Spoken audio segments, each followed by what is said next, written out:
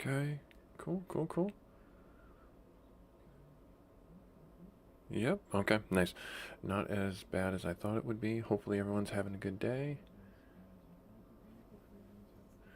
We're going to bring ourselves back here. We're going to get into a comfy position so we can relax and we can talk, we can chill. Now, how is everyone doing today? Hopefully well on this Friday. I have had an interesting week. I'll say that much. An interesting week. Interesting indeed. I had to drive somewhere for work today, or last week, or no, Monday. I had to drive on Monday, and that was annoying. Um, had to make some decisions at work today or this week that were very interesting. Um, yeah, and so ask me about what books. Ask me about book recommendations. That's what I'll say.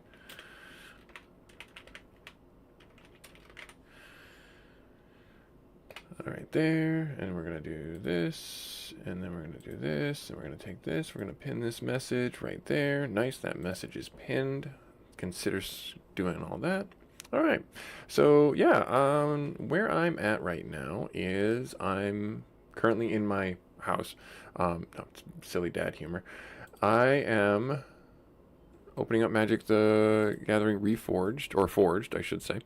And this episode, we are going to be having some fun. We're going to be trying our best to continue on with some quests that we picked up. I have been playing offline, so I've picked up a couple of pieces of gear. I'll wait to go really into it because usually people sign in after the first couple of minutes and then we, rehash some things. But I'll go deep diving. I did some arena battles in the red area and in the blue area, and I got a couple of pieces of gear. So thank you very much for one of our commenters and subscribers, Fred, for mentioning that I can get gear and stuff like that through that means. That was fun, and it was worth it. I did get a little bit of upgrades here and there. Now, what I'm doing right now, where we're going right now, giving us our trajectory, our goal for the day, is we are going to be trying to do this freshly plowed field quest, and don't pay attention to this. This is just an error inside the game. We can track this quest, and it will take us where it needs to go. We are going to, clear to travel to the Leonin Sphinx and defeat all the enemies inside the target plains location biome, and that's what we're doing. That's what this is right here. This is actually proven to be quite a difficult task. No joke. I've had a hard time trying to figure this thing out, and it's not fun. So I managed to defeat them all, but I wanted to show you this. Where am I looking? Status. I wanted to show you this right here. Where is it? Is this alphabetical? It is not. I wish this were alphabetical. That'd be much easier to find it. It might go by most recent or at the bottom, maybe. No, doesn't look like it. All right. Well, right there. Stray cats. Stray cats are my nemesis, evidently. That's just one of the things that I'm like, oh, huh. Yeah, stray cats have a life gain deck, and they're white tokens, 1/1, 2/2, 3/1, whatever, life gain tokens, and oh my gosh, my deck, being as slow as it is, they would ramp, and they kicked my butt. So yeah, that was one of the things that I learned from this, and yeah, now we're going up against some Leonins. They're going to be probably very similar, like a Ajandi, if you know that name from Magic the Gathering. He's a Planeswalker, he's a white Planeswalker, and his things are cats, basically, and life gain, and control, in a way, like, or not control, but white weenie deck. Have you ever heard that term? That's what this deck is going to be more than likely around.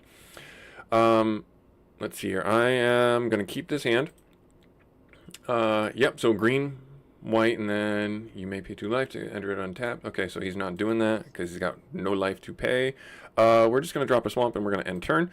So yeah, this game right here, it's I say this every episode at the beginning, so if you have not heard it, please or if you have heard it, please give me a moment to just get through the advertisement. This is a free game. This is MTG Forged. It's available on the internet. It's a fan-made game that has all the Magic the Gathering cards in it, from alpha all the way to the most current set. And they do a great job of maintaining it, and it's an adventure. You go through and you fight the planeswalkers, and there's a narrative, and there's also just free roaming and quests like that. It's a good way to play the game and to get familiar with the mechanics in the game, and to trial and error build decks. And it's a long haul kind of situation, because you start off with a deck and you have to change that deck to fit your playstyle, your critiques, your colors, your whatever. And then through the game you will also modify it and control the outcome of the deck, as it were. Currently we are running a Dimir deck, which is a black-blue deck, which is a rogue control deck, or removal deck, I should say.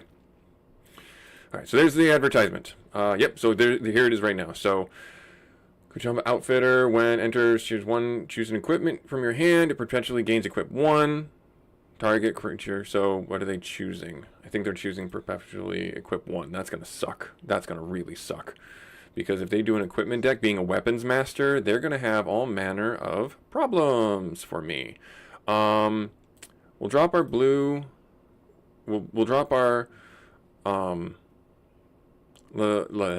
Lazav here, just to get a line in the sand for defense. I am going to hold on to this, knowing that he's a weapon master. I have the concern that he is going to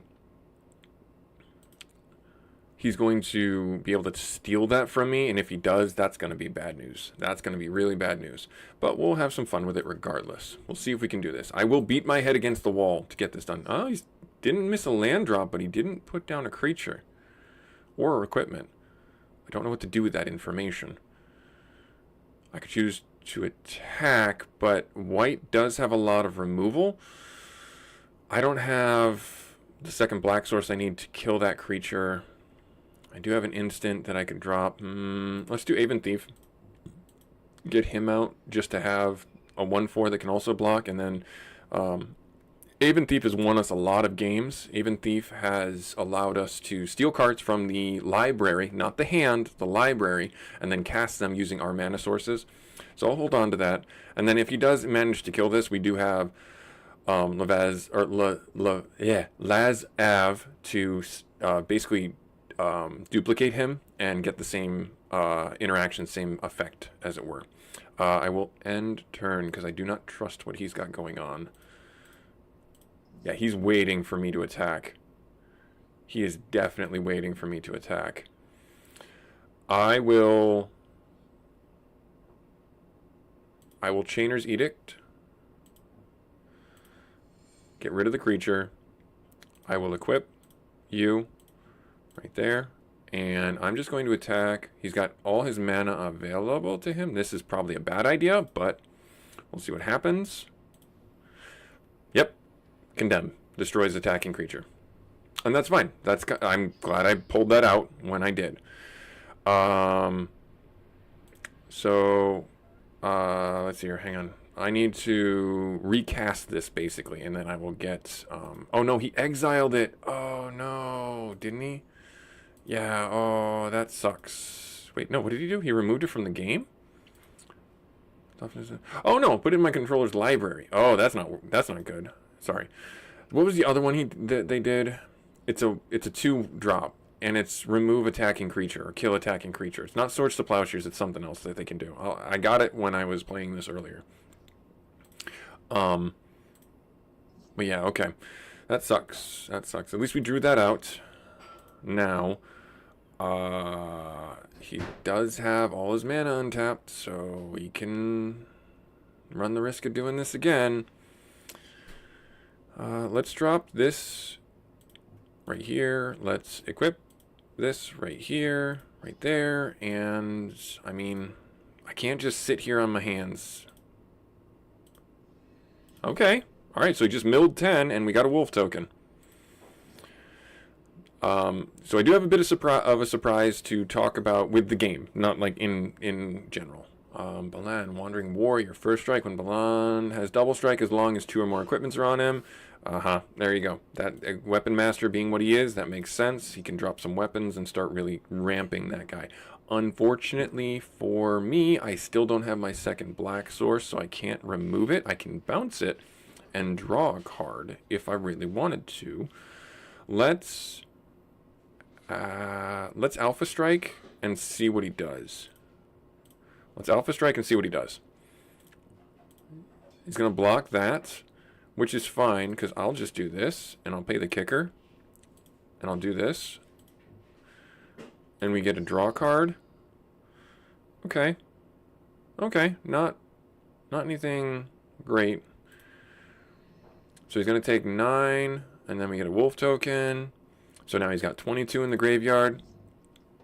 And destroy all artifacts, enchantments, creatures with converted cost less. Oh, jeez, that's gonna suck. What is he choosing? Creatures and equipment. That makes sense. That was the right play for him. That was the right play for him. Okay. Well, still no second black source, unfortunately. So I will drop the Magic Bandit, and that's going to be end turn. And then what's he got? A 5/5, exactly what he needs. Forest Walk, when enters or blocks, create a cat token. That sucks. Please give me another black source. Of course she did, but it's a tap land. Thanks. Thanks so much. That's whenever it does combat damage. Whenever it attacks or blocks. That sucks. That sucks a lot, actually. Let's drop our land now. I don't have enough to drop this and equip it. What do I want to do here?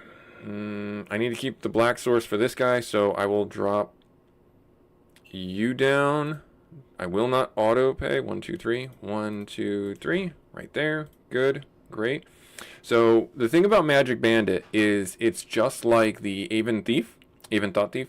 Or no, Aven Thief. When he deals combat damage to an opponent, we can exile the top card of their library, not go into their library. And then we may cast that, and we're allowed to copy it, you know, if we want to. I can't attack him because he's got a 5/5 that's going to destroy me if I do. And I don't have my Death Touch out here, so I'm going to hold off, but I'm going to try and bait his attack. So we'll wait.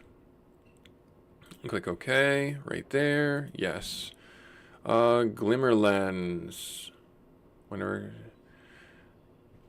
equip creature and at least one other creature attack. Okay. Alright, so he doesn't have 2 creatures. But when it comes in, he creates a rebel token. He's attacking. So I can block this and kill it. He chooses what will die. So I'm going to flash in the Thought Thief.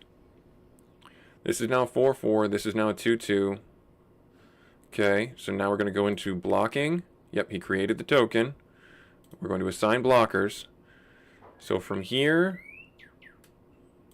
that one and that one. Is that the best play? Yes, because he can't block this. This has got flying. So is that how I want to handle this? Yes, because that dies. Right there, and then he got that guy that I bounced. Okay, so we got our black source. He's probably going to pick a token, if anything, which is understandable. So I will do this. I'll do this as a black source. I'll do this. So important note that I found out in the game when you're playing this. When you're tapping dual lands or multicolored lands, it will prioritize the one it thinks is best. That can be a good thing or a bad thing.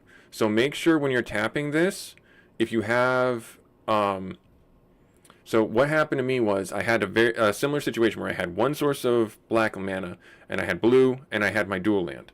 And I had 2 spells that I was going to try and cast. But because of how I tapped this land, or how the land was tapped, and the game thought about what it was doing as the correct mode, I could not tap both spells because one was 2 blacks and a singular colorless, and the other one was a what was it? It was a black blue and a singular colorless. And so I did the 2 blacks, and I had a second swamp, but I didn't have a third swamp, so it kind of stopped me from doing it. So just make sure when you play the game, all I'm saying is if you get familiar with how to tap the lands and how to control what color sources you're creating, that's what you need to do to make sure your overall success and frustration is a little less inside the confines of the game. All right, so he chose the 1 rebel. That makes sense. Let's bring out you right now. Perfect. Okay, and do I want to hit him for 2? I feel like I can without too much of an issue. Morning! How's it going, Goat? Yes, always balance out your mana consumption. That's what it is. That's exactly what it is. Alright, so we're going to go in. We're going to, yep, 2 or more rogues. Each opponent mills 2. That's great. Right there, he's going to take the 2 because he can't block it. And then we're going to end our turn. He's going to choose to equip this, which is interesting because it's the same cost. No big deal. So it's a 3/3. He's going to probably choose to attack. That's fine. You know what? I can just eat that. I'm gonna. I don't want to block that. There's no reason for me to block that. And he's not drawing a card because it's only just that. And there it is, Armored Sky Hunter. This is going to suck. So I had this card in the past. Whenever he attacks, look at the top 6 of your library. You may put equipment or auras, which is our enchant creatures basically, but they have to be called auras, among them onto the battlefield. So this is a big deal. Onto the battlefield. If the equipment is put into the battlefield this way, you may attach it to a creature you control. So this being in his deck, being a weapons master deck, or a weapons deck, is going to be stupid good for him. And the fact that he can do that every single time he attacks. So that's his ramp. That's his win con. Unfortunately for me, I am going to be drawing dead here in a second. But here's the best thing about this. I can drop this 3 cost. Yep, it's going to plink him for 1. I'm going to put this on my flyer. So now this has Death Touch. So I can block this, kill it, and it's not going to cause me any heartache. And I'm just going to defend. Let me think here. Do I want to draw a card and lose this? Because whenever it attacks, I'm going to end turn. I'm going to end turn. Yes, I will end turn. He's still got 2 in hand, and so he's only just attacking with that? I will not block it. I will take that damage.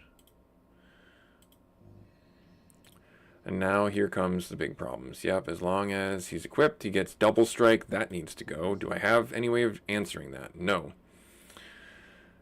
I mean, I kind of have to press this, but I know that he can block, and I'm going to be losing this. So I'm going to end turn.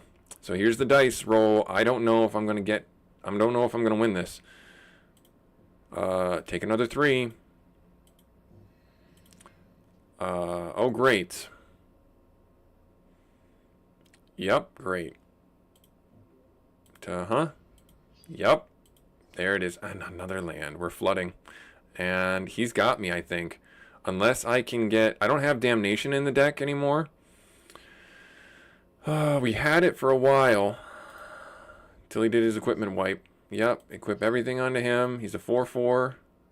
I'll take it again. Yep. Alright, well.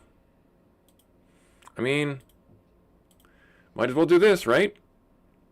So, I put her in the deck, Mia, Scornful Striker. So whenever he's not casting creature spells, i.e. weapons, he's going to take a point of damage. So that kind of stops him from doing more. And it also, I think, it's not trigger abilities. So this being out here, it's not going to matter. But I think he's got enough of what he needs to win. We'll see. Nope, he's getting me into lethal. He's just going to be able to sacrifice... Yep, I know I'm going to take a point of damage for this. Right there. And do I have flashback on that still? I do. It's 7. I don't have that yet. End turn.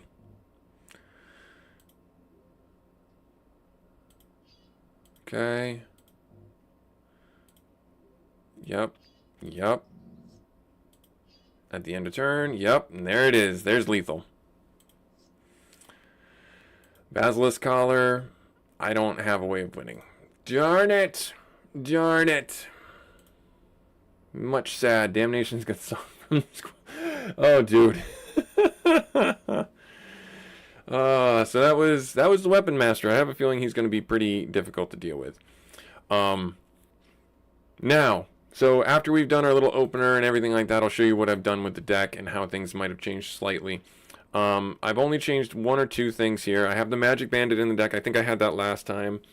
I put Mia in the deck just to try and get around dealing with, like, the White Weenie decks in a way, or not the White Weenie, I'm sorry, in control decks, where there's a lot of spells and things like that. I do have Shakedown Heavy, which is a really good card in my opinion. It allows me to card draw if the player wants me, if the opponent wants me to.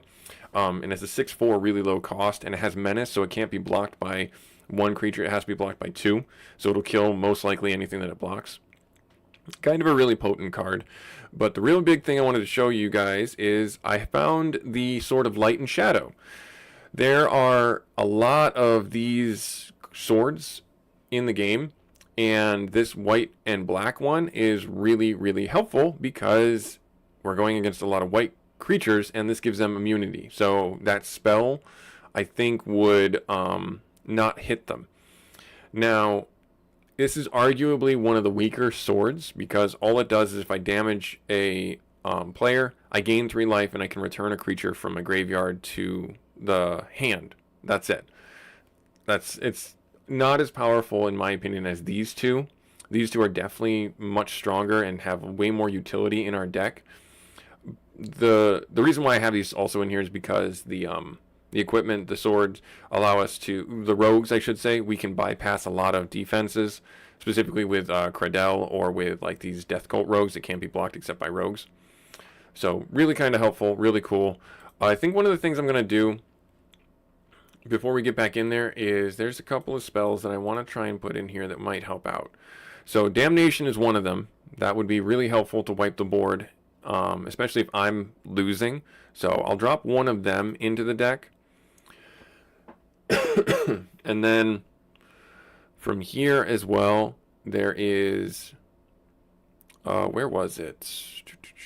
I could drop these 2, and that would be better, I think, because I'm able, the removal is going to be really helpful. And then also the Kiku is something else that would be really helpful. Just tap it, and then target creature deals damage to itself, where it's just basically I control it and it can just attack itself and kill itself. So I think I want to keep that, and I want to put this in the deck, and it's a really low cost creature too. 47 is about where I like to keep the cards. I like to keep my card count. Let's see here. Yeah, I think that's about what I want to put in here for right now.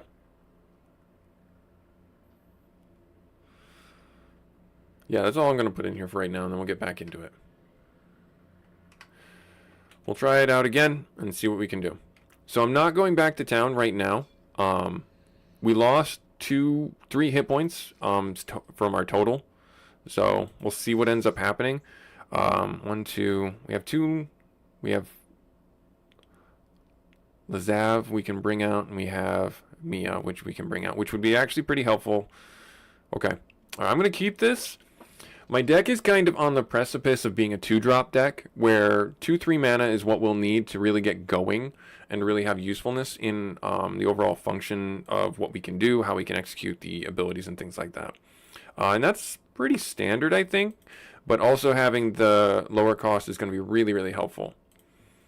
Oh, he took a point of damage. Okay, so we summon that guy out. All right, there's our 3rd land anyways. Right out of the gate, I'm going to drop this,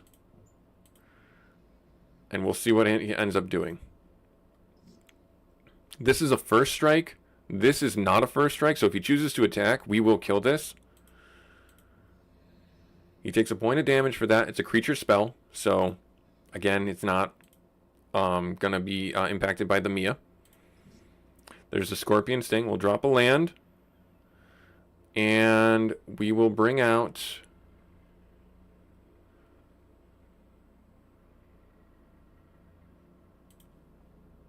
Levazav.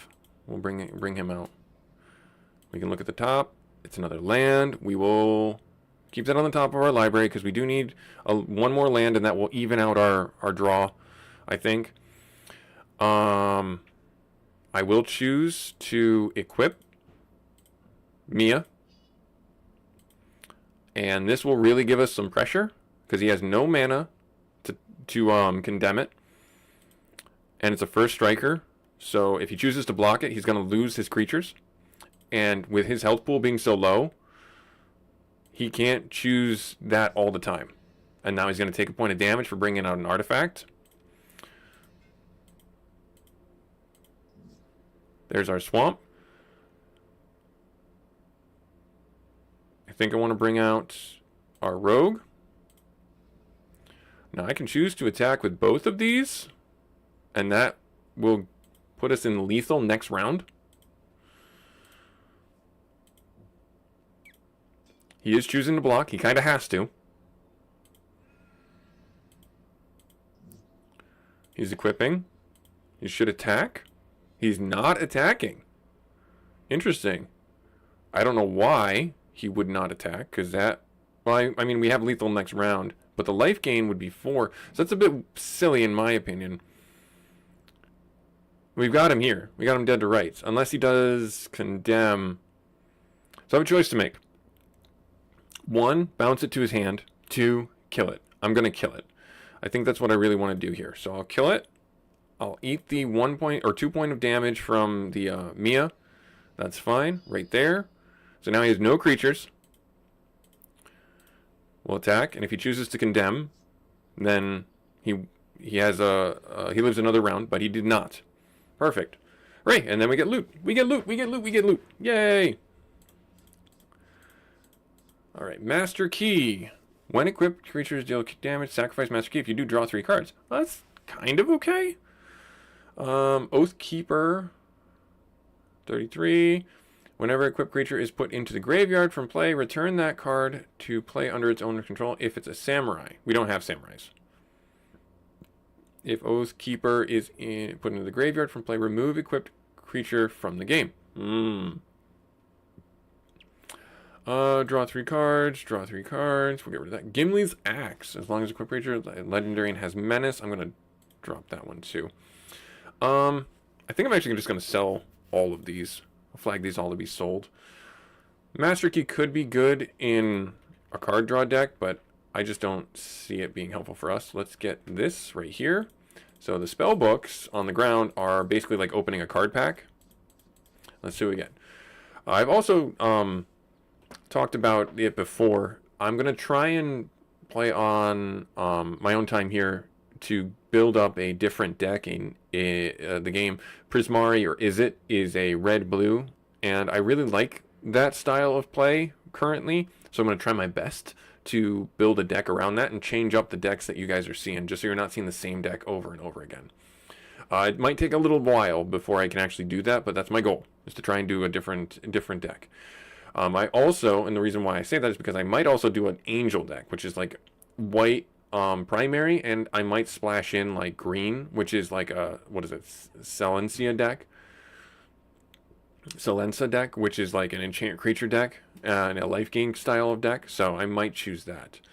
Sarah Angel, Emissary, Battlefield, you and creatures have protection from chosen creature type. Okay. Ren Hydra enters the battlefield with X counters on it. Reinforce, discard from your hand, put X counters. Oh, okay. So I can basically pump this up to be whatever it wants. And in a ramp deck, which is what green usually is, this creature, I could, on turn 4, have a 4/4. Or if I have like Land of War Elves and elves that bring mana to the table, then this gets really... And it has reach, wow. And if it had trample, that'd be crazy. But it can get really strong really fast. Healer Flock, Lifelink 3/3 for 3. That's not bad. Other tokens. Love you, have a good day. Wife is off to work. So this is why. So green-white is, like I said, that style of play. Can't be blocked when captured by Lacos enters the battlefield. Support 2. Put a +1/+1 creature on each of up to 2 creatures. So that's not bad. That's not bad. Marble Gargoyle. We'll get rid of you. Flourishing Strike. Choose 1. Does 5 damage to target creature with flying. Target creature gets +1. You may pay... that's pretty good, because this will remove a 5/5 flyer or less. Late to dinner. Return target creature card from your graveyard to the battlefield. Create a food token. Oh, okay, that's not terrible. Flourishing Strike. We'll hold on to that. We'll get maybe 2 of those in the deck. Orchard Strider. When Orchard Strider enters, create 2 food tokens. Basic land cycling. I'm going to get rid of you. Unbound Potential. Choose 1, or I can create... Or Proliferate would be good, too, if you do tokens and stuff like that. We'll hold on to those 2. We'll go to the other Orchard Strider. And Death Touch. When Jewel-Eyed Cobra dies, create a treasure token. So 3/1 for 3. I'm going to drop that one, too, for selling. So hold on. Wow, this is a... We got a lot of good cards there that I could potentially use in that one. Alrighty.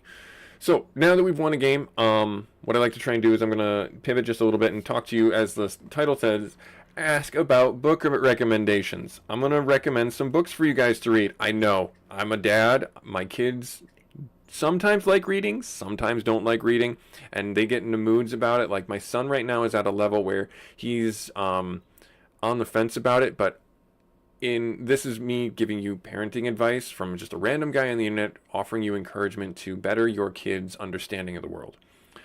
Reading, to me, my opinion, reading is the #1 way that you can bond with your kids. You can further your understanding of the world or entertainment and show them that it doesn't need to be a big flashy screen or something like that. They can go on an adventure in their mind, so it enforces imagination and fantasy. And my son is making his own little book and things like that, so creativity. And you can also do this as a bonding thing with your significant other.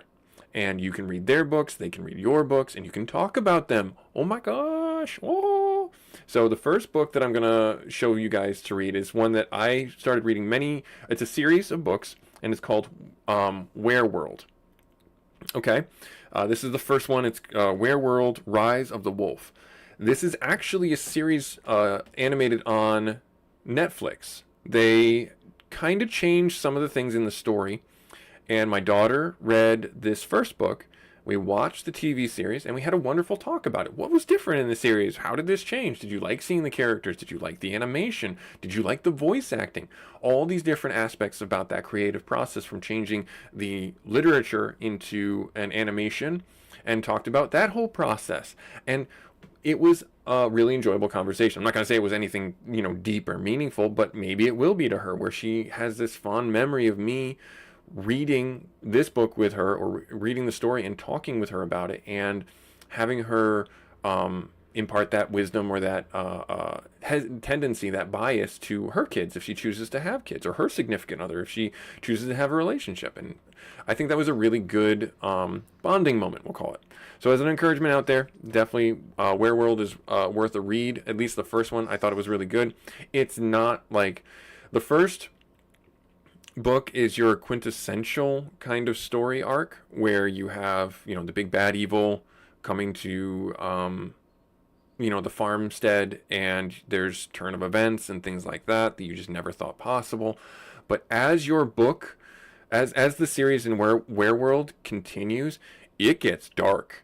It gets mature. And I'm like, wow, okay, we're going to have to read this book and then, censor it and then talk with my kid if she starts reading it. So I do recommend the series Wereworld if you are interested in getting a book for you and your kids to read. I'd say the age from my kids, I would say maybe like 8 years old to 10 years old. Like, think Harry Potter-ish age, where they can read that book. That's what I would recommend for Wereworld if you're interested in reading that book and talking to your kids about it. I've read most of them. I do not have all of them. I'm going to be collecting them all and then reading them, etc. All right, so now this is going to get dicey, because this thing is terrible. That thing right there, Basilisk Collar, terrible. Absolutely terrible. We don't have a creature, do we? We do not. We have a sorcery to do that. We have 2 sorceries. Never mind. Well, we're gonna get Andril out, and then we'll go there. So let me know what books you... Oh, as a dad, I suggest you choose an adventure book. Oh, yeah, okay. Because they're short, easy. Yep. Yeah, that's really good. That's going to be... I don't have the book up here, but I will talk to you about the other book series that I had read, and I was... my daughter read the first one, and we talked about it. So if we win, help me win, and then we'll talk about that book series that I'll recommend for you and your kids to read. Let's see here. So that's not good. Where... Because he can equip this next round. Well, you know what? Let's do that. Let's drop this guy out right there. And that'll give us some deterrent. Because it's not first strike. Is it? No. It's not first strike. Yeah, so okay, good. Good. Alright. Oh, damnation. Hey, we got it. Alright, let's do... Drop this down. We have to do this now. Right there. Yes, we will equip... Nope, not that one. Oh, it's 3. Darn it. Darn it. Shouldn't have done that. But I guess, no, that I should have done that because this will give us an 8-4 that we're swinging at him with. And if we crush him... kids also play... Yep, the Cube Kid. My son has Minecraft adventure books. They're short little reads. They're like maybe 10 pages or so. And there's pictures on them. Alright, then we will Alpha Strike. He does have a way to cast Damnation. Nope, he chose to untap and let me draw a land. That's fine. I did play a land this round. We will end turn. Let's see what he's going to do. Okay, so he's bringing out... Who's this? Ka Reagent Kemba. At the beginning of your upkeep. That sucks. Yep, that sucks. That's got to go. That's definitely got to go. And that's not going to kill it. We will drop a swamp. So I do have enough to do this, so we're going to do it this way. We're going to kill that creature. Yep. We're going to equip Andril to heavy. Unfortunately, he's the only one that we can do, but here's the thing, like Alpha Strike, he's going to get tokens on him. No. No. Wait, drop that back. I want this first, then that. There, because it's going to get tokens, and then he's choosing to have me draw a card, which is fine. This thing's going to get to be a monster, but if he chooses to board, if he gets the board wipe that we know he has in his deck, that's going to suck, actually. All right, let's see what he's going to do. A 3/3 that we can kill with our Stinger, our Scorpion Sting. And we get the flash in. That's great. So we have another creature that we can put on the board. How do I want to do this? Let's tap you as a black source there. We have that set up. So we can... where am I looking? Right here. You can see, if you click on the M, you can see what mana you have out there. I learned this the hard way. You gotta, if you want to manually tap your lands, use the M to see your mana pool. And then we're gonna cast this on this, and we will use the mana right there. So we took it out. We will... what do I want to do? Do I want to force him to have to tap more of his lands? I think I want to. I think I might want to, but at the end of his turn. Let's see if he lets me attack him. Yes, right there. So this is going to get another token. Choose to let me have a land. That's awesome. Let me see here. Did I drop a land this turn? I did drop a land this turn, so we have mana on deck to do a bounce and to cast Soaring Thought Thief. So we'll hold on to this. We'll end our turn. Let's see what he does. What is this? Nettle Sight. That's an equipment. And when he brings it in, he gets the token. Gotcha. Yep, so it's going to create a creature, and he made a 3/3. This is going to be great. because I'll bounce it. And it kills it because it's a token. So it kills that. Right there. It's dead. And then we bring out... Oh, see, this is what I was talking about right here. See how this tapped? I can't cast Soaring Thought Thief now. I just showed you the mistake. I just showed it. Hey, how's it going, dude? How's it going, Rock? I am messing up. Hopefully you're having a good day. Not messing up. But see how this mana tapped? I just fell victim to the same thing I warned you about. So learn from me. Learn from me. If you know that movie reference, type it in the chat. If you don't, I will tell you if we win. I hope we win. I think we'll win. I'm pretty sure we'll win. So I kind of have... Is this Flash too? That is Flash as well. All right, first things first. Let's drop land. I don't want to bring her out right now because... Well, no, I can bring her out now. Yeah, I can bring her out right now. So let me tap the right lands. So I do a swamp and 1. Bink right there. There. And then we'll Alpha Strike. And we'll just let this resolve because he's let me draw cards basically every round. Yep, so that makes sense. So that's really good. We got this out. I don't have enough to equip it just yet. So we're going to click OK. We're going to click OK. We're going to end our turn. So he's choosing to cast another Nettle Sight. Okay, so now he's got a 4/4. He's taking another 2 damage to cast Glimmer Lens, which is going to create another creature token. Okay.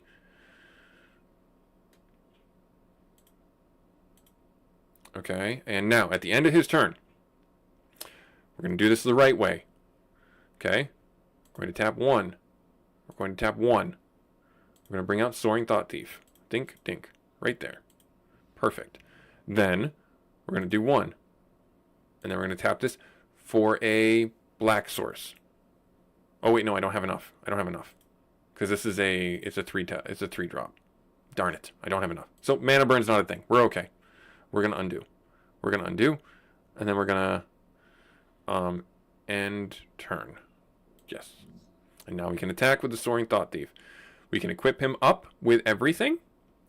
And that's what we're going to do, I think. We can bounce a card too, but we'll take 2 damage. I don't think I need to do that. Let's see here. So if I had 1, 3, 1, 2, 3, 4. I don't think anyone's dead, right? No, no one's dead. So I don't really need to bring this out. And I don't want him to do like his Shatterstorm ability and destroy everything. So I will do this to you. We'll do that as an island. And then we'll do this to you. And we'll do that as 1, 2, 3. As a blue source, that's fine. Right there. Good. And then we have 3 left. And I can flash this in next round if I choose to. Not going to end turn. That's a bad idea.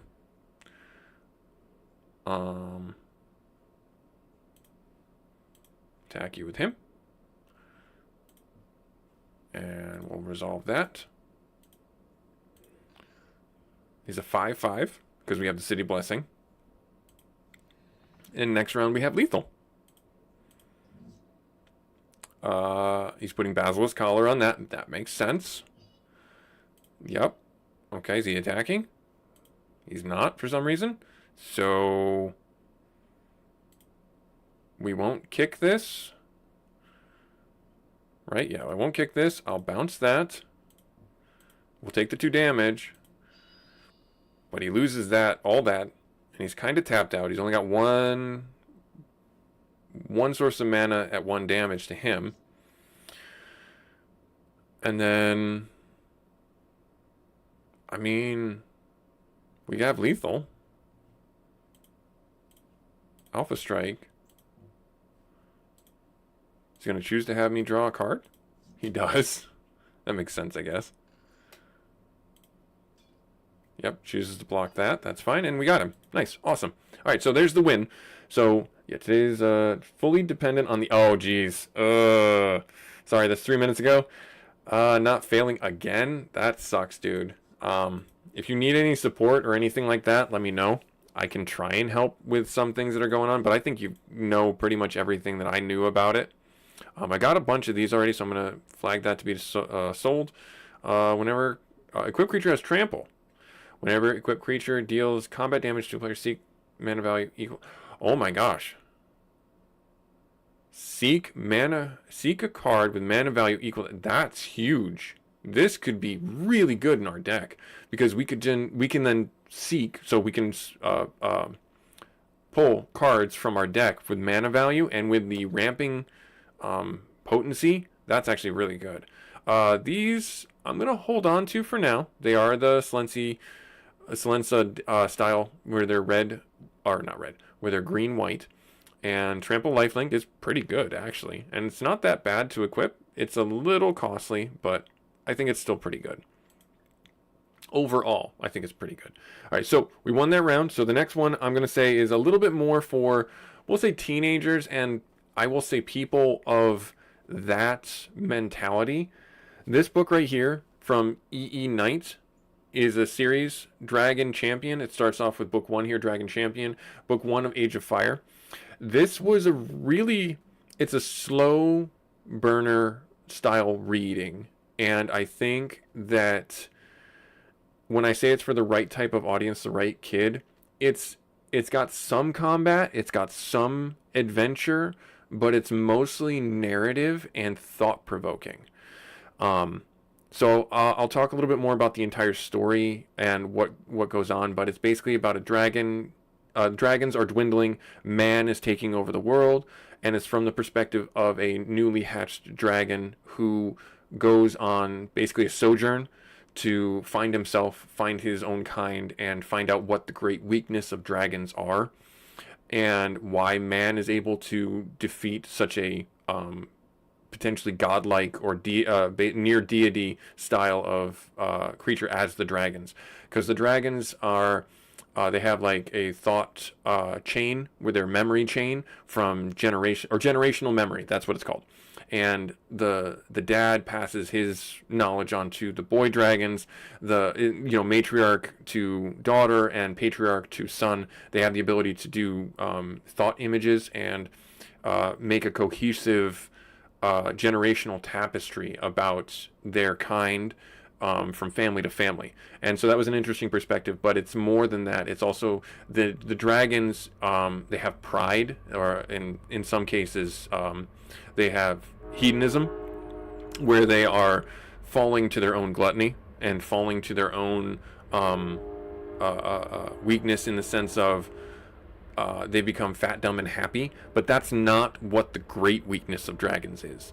So I will spare that secret, but the story, like I said, is basically a sojourn of a dragon family and how they are adapting to the new normal of humans ruling the world and pushing out the elves and the dwarves. Even the dwarves and elves are fighting against the dragons too, but not all of them. Some of them still worship dragons as the gods that they are, or that the oracles that they are.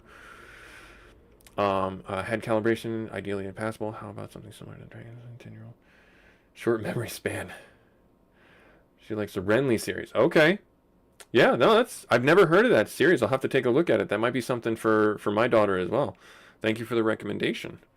I will take a look at it. Now, here's a freebie. I will say for you, Goat, you had mentioned another series that I was going to say if we got the win, and I don't have the book up here for it. It's called Ranger's Apprentice. This one is a little bit more grounded in, we'll say, normal world or reality. There are some fantasy elements to it, but they're very few and far between. And it's basically like a junior spycraft kind of game, kind of series. And it's about a boy named Will, who is a ward of Redmont Castle, and he gets apprenticed to a legendary ranger named Holt. And the story progresses from there, and his trials and his growth.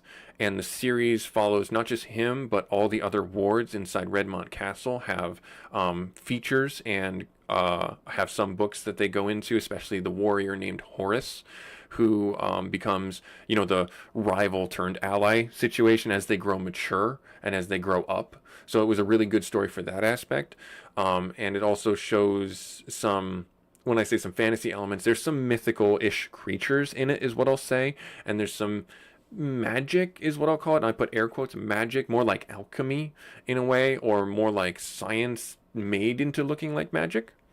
So it's a really good series. Ranger's Apprentice is what I would call it, and it's a big world. It's a giant world of the narrative inside the series. But I would definitely recommend that, and it's a pretty long series. I think there's like 12 books in the main series, and then it goes to little offshoots that I think there's 2 offshoots that are the main offshoots, where it's the Brotherhood, and then like the next generation, where now Will is the master ranger and he has an apprentice under him. Let's see here. Piper of the Swarm. Oh, Rockstar, this is yours. If you don't have this, see if you can find it. This is from Magic Online, it looks like, so I don't know if you can get the card for it. That series was, I'll type it in chat.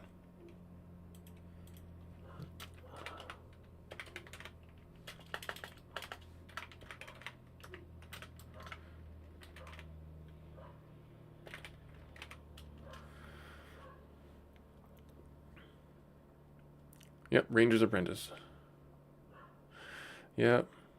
My elder teen due to some crass language. Dungeon Crawler Carl. Yeah. Yep. If you have an older teen in that we'll say a precipice of what is it called? Teen area, puberty. Yeah, I couldn't even remember the word. Precipice of puberty, where they just go down the long tunnel of I hate everything. Everything's so dumb. Yeah, maybe Dungeon Crawler Carl is a really good one. There are some, if you have a girl, there are some books that I could recommend for that as well. That I think my wife would have to give a pass on, or not a pass, a verdict on if they're good for certain young girls. But there's ones that are like, they don't have any intimacy, is what I'll call them. And they are somewhat like, they're not as bad as Fourth Wing. They're not as bad as like A Court of Roses and Thorns. Things like that. But yeah, Roan, this would be good in your rat deck if you can get a card for this. Piper of the Swarm, but this looks like it's from the Magic the Gathering online set, so I don't know if that's actually available in card form. Let's see here. Happily Ever After. When Happily Ever After enters the battlefield, each player gains 5 life at the beginning of upkeep. If there are 5 or more colored permanents you control, we're gonna get rid of that. You win the game. If there are 5 or more colors among permanents you control, there are 6 or more card types among permanents you control and or in your graveyard, and your life is greater than or equal to your starting life total, you win the game. I don't know how to make this work. This would be, it seems like at my upkeep. All right. Interesting. Flash, as long as you control a planeswalker. We only have 1 planeswalker, so Languish, -4/-4, so that'd be really good.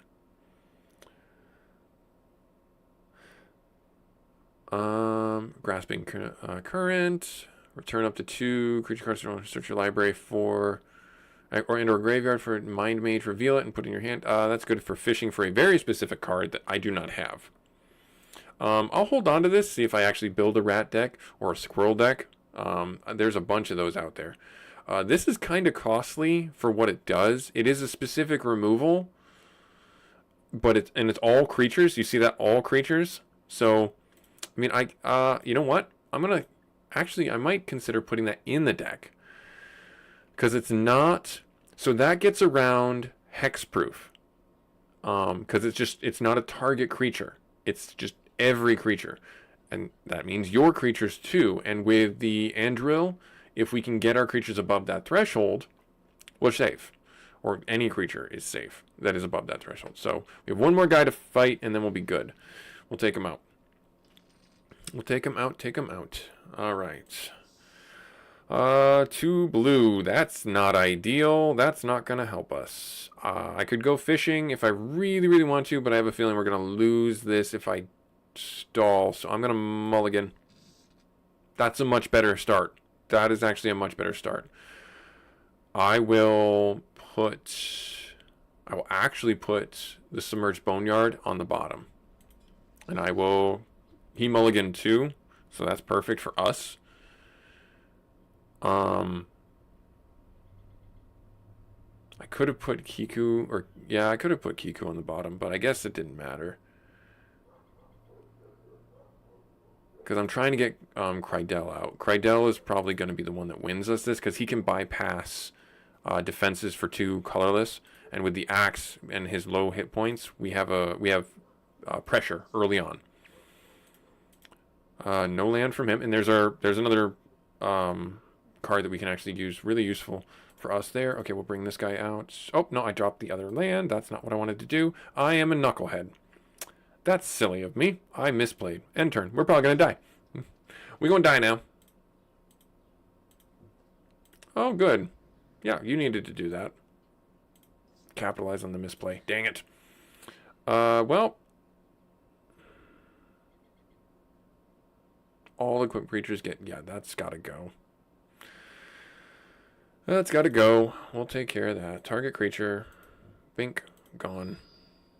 End turn. What are you going to do? Outfitter. Okay, that's fine. Another boneyard, but we're past that point where we want to bring that out.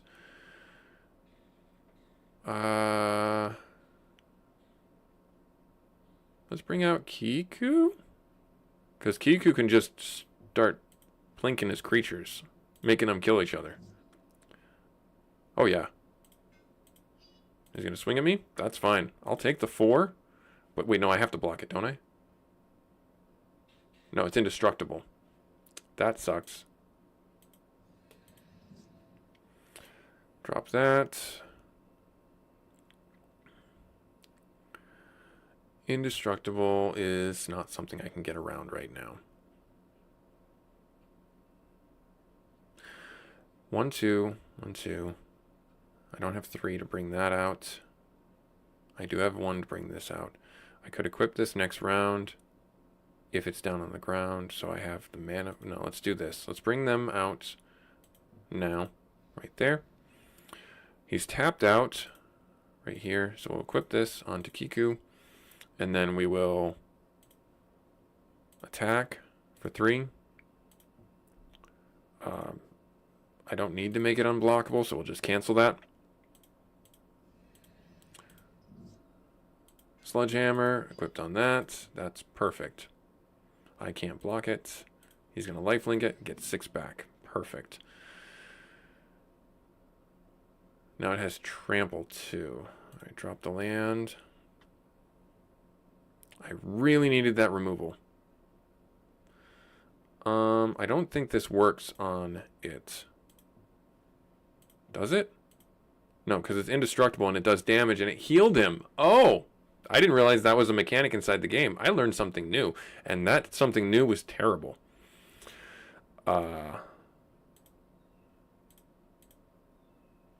Yep.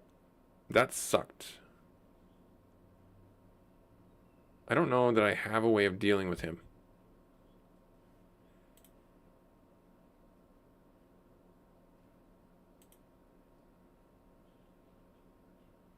Does it have first strike? It does not. We'll equip this onto here. Right here. Has trample. We're going to eat 6? 3. We'll eat 3. So still not first strike. I have to block this.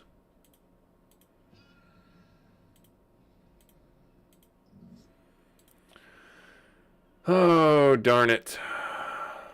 I think he's got me. There's no way around this. Yeah, I'll just concede right now. Not waste time with it. Not waste time with it. All good, dude. All good. Alright, so now that I'm this low on health, I need to get to a city. The nearest one, I think, is this one down here. I've ran to that one several times. We're going to run away from the giant sphinx. I do not want to fight this hawk. Stay away from me, hawk. Stupid bird. Oh my gosh, everything. Jeez, leave me alone. I just want to get healed up. I'm beaten and bruised. Oh my gosh. Stop it. Stop. There we are. Good. Hooray. I'll take the heal. And then we take the long way back out. Oh, jeez. Can you guys just, like, chill? Oh, man, you are fast. Leave me alone. There's a knight. All right, cool. All right, last one. How about you? How about you, I say? Two lands. We'll be on the draw for a third to make anything really big happen. I'm going to keep it because we get to drop first, and we will end turn. Not ideal. Andrill. Auto. Drop that guy. So down to 5. Less than ideal, but we still have a way of getting creatures out. Casting things. We have a blocker. And that's where I'll leave it. We get to look at the top card. Is it a land? It is a land. Nice. Awesome. We will leave that on our library. And we will end turn. Oh, good. Lion stash. Lion sash. Sorry, not stash. Sash.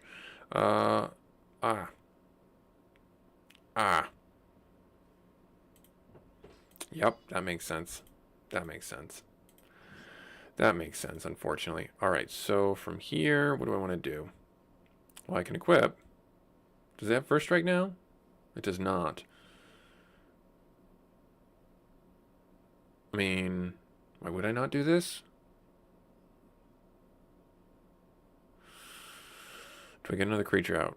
No, I think I'm going to press my advantage right now. Like, I consider this that we have an advantage. I will swing in. He's tapped out. If he chooses to block, that's his choice. Right there.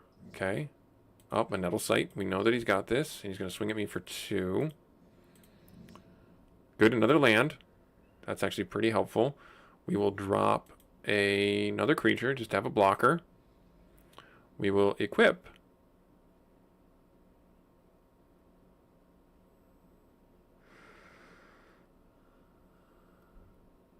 We'll equip this onto you. Now it's a 3/2, so it has kill threat on both of these. And we will then attack again. Yes, he's tapped out, so he can't condemn. We get another token. Right there. Perfect. Oh, this chariot.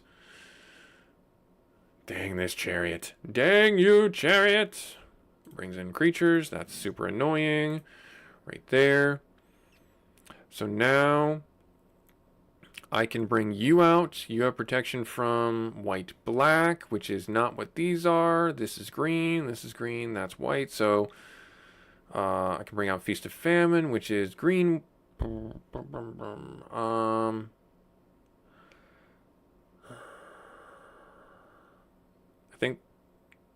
I think I would like to bring out. Could do Teferi.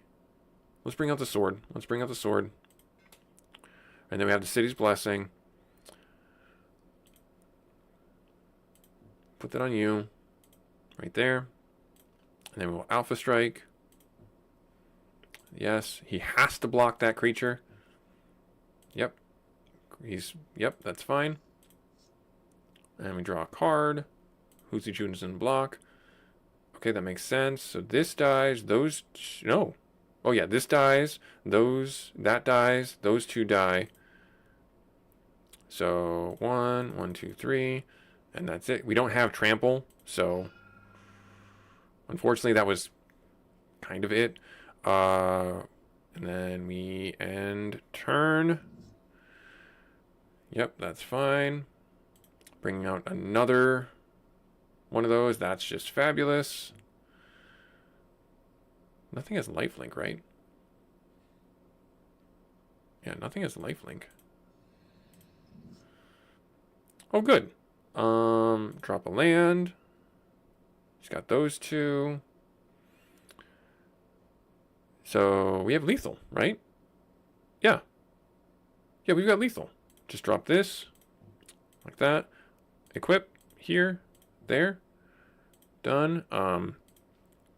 Equip that. There. Done. He does not have land to do condemn. So we've got a 11-11. Alpha strike. Right there. Can't block. We win. Yay. Nice. And what do we get? What do we get? What do we get? Oh, cool. Get rid of you. 22 gold. Well, I think I've got own 2. Yeah, we're going to get rid of that 1 there. Artificer is not a bad idea. I guess we'll hold on to it for now. All right, cool. We cleared the area out. Hooray! We completed the quest.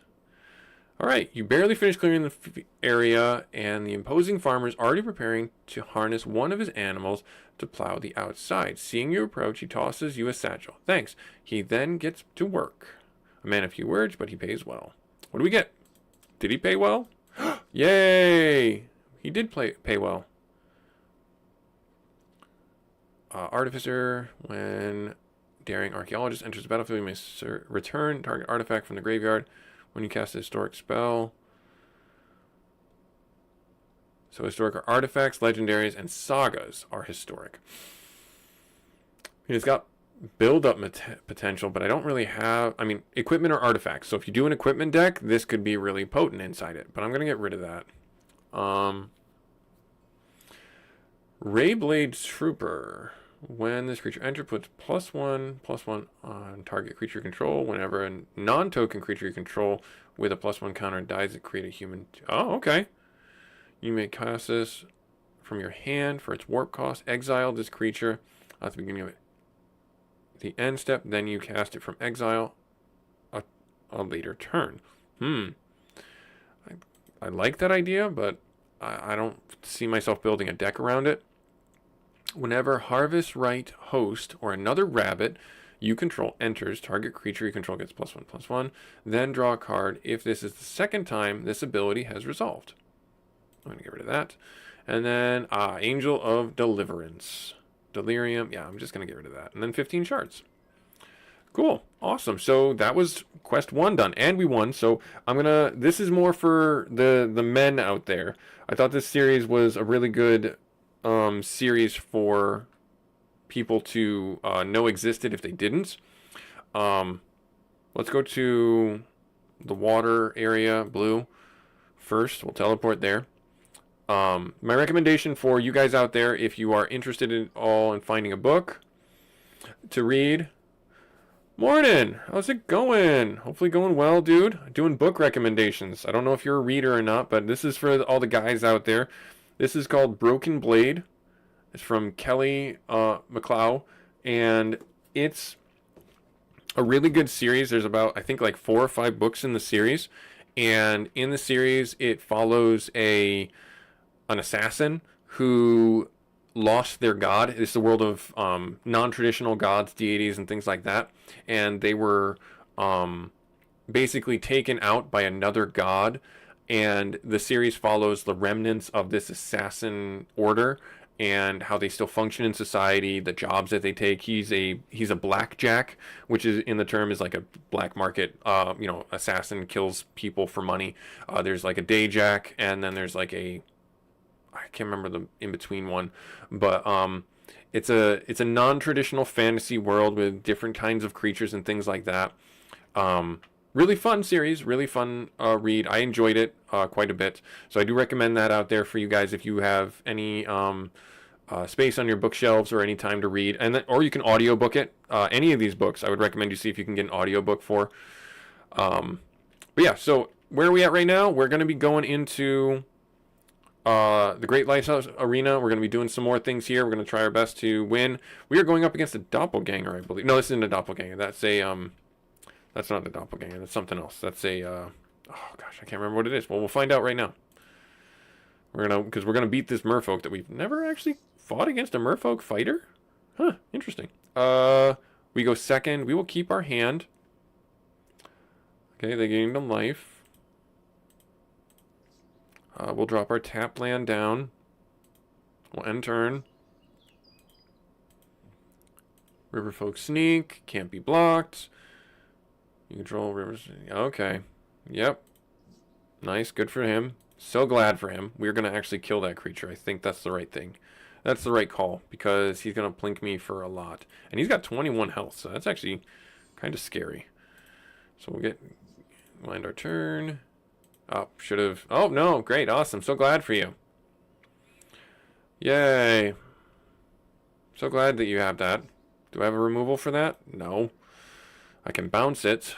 Let's bring out our own guy right here. Not that that's going to kill it, but it dissuades him from attacking.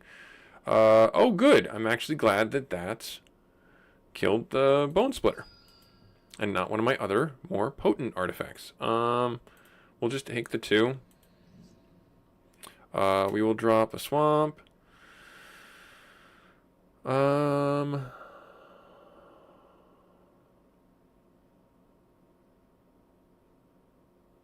do I want to handle this? How do I want to handle this stuff of greatness? Let's see here. What do I want to do? Kind of stuck with what this is a rough play. All right, so we already played our land. I think I want to...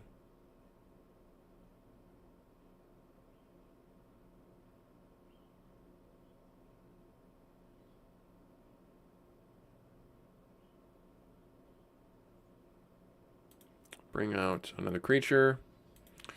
And then we will Alpha Strike, knowing that he can't block.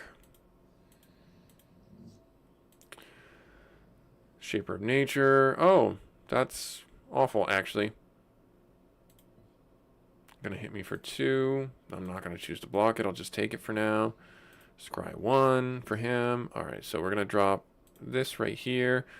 We will kill you. Remove that.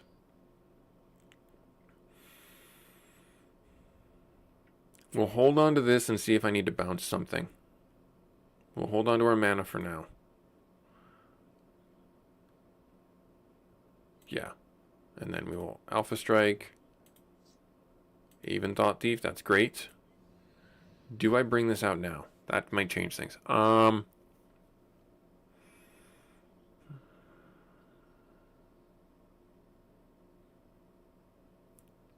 No, I'm going to hold off.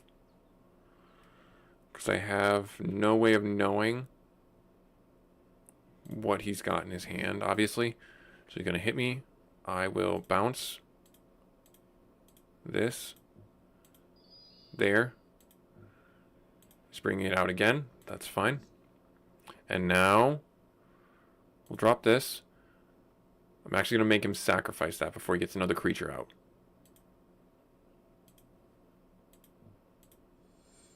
And then we can bring out the Aven Thought Thief. I will do that now. And we will Alpha Strike, get a card draw. Teferi, that's not a bad one. We'll end turn. After we did our Alpha Strike. No creature. I think we got him. I think he's just not going to cast anything. So the best thing for us to do right now, because we have the Aven, or Thieving Aven out, we will hold our lands, hold our mana. We will attack. We'll get a card draw, but we'll actually steal a card. So let's see what he's got. Capula. Spells your opponent cast that target a merfolk you control. Okay, abilities your opponent activates that target a merfolk. That's really specific. Flash when enters the battlefield, target merfolk gain hexproof. Target merfolk means island walk until end of turn. Target land becomes island. I think out of all of them, this would be the most punishing.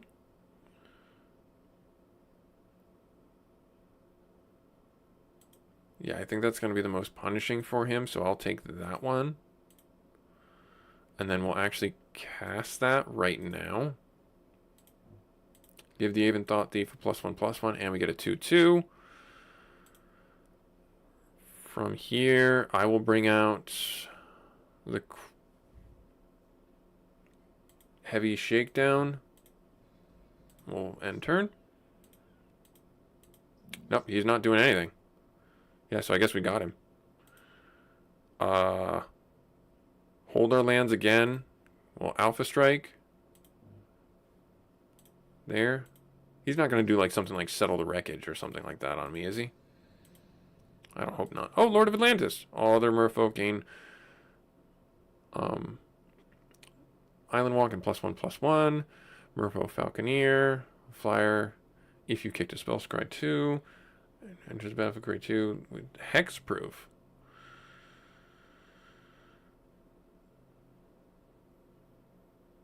I feel like just taking the Lord of Atlantis. Yeah, I think that's what I'll take. I'll take the Lord of Atlantis. We will cast that right now. And then our merfolk here should get +1/+1. Other merfolk you have. So this one should gain +1/+1. Did I drop a land? I did. So we'll end turn. Drop a land. Huh, why is that not getting... Oh, it did. It did. It's just not showing the token. It just factually get it. Okay. Alright. I mean...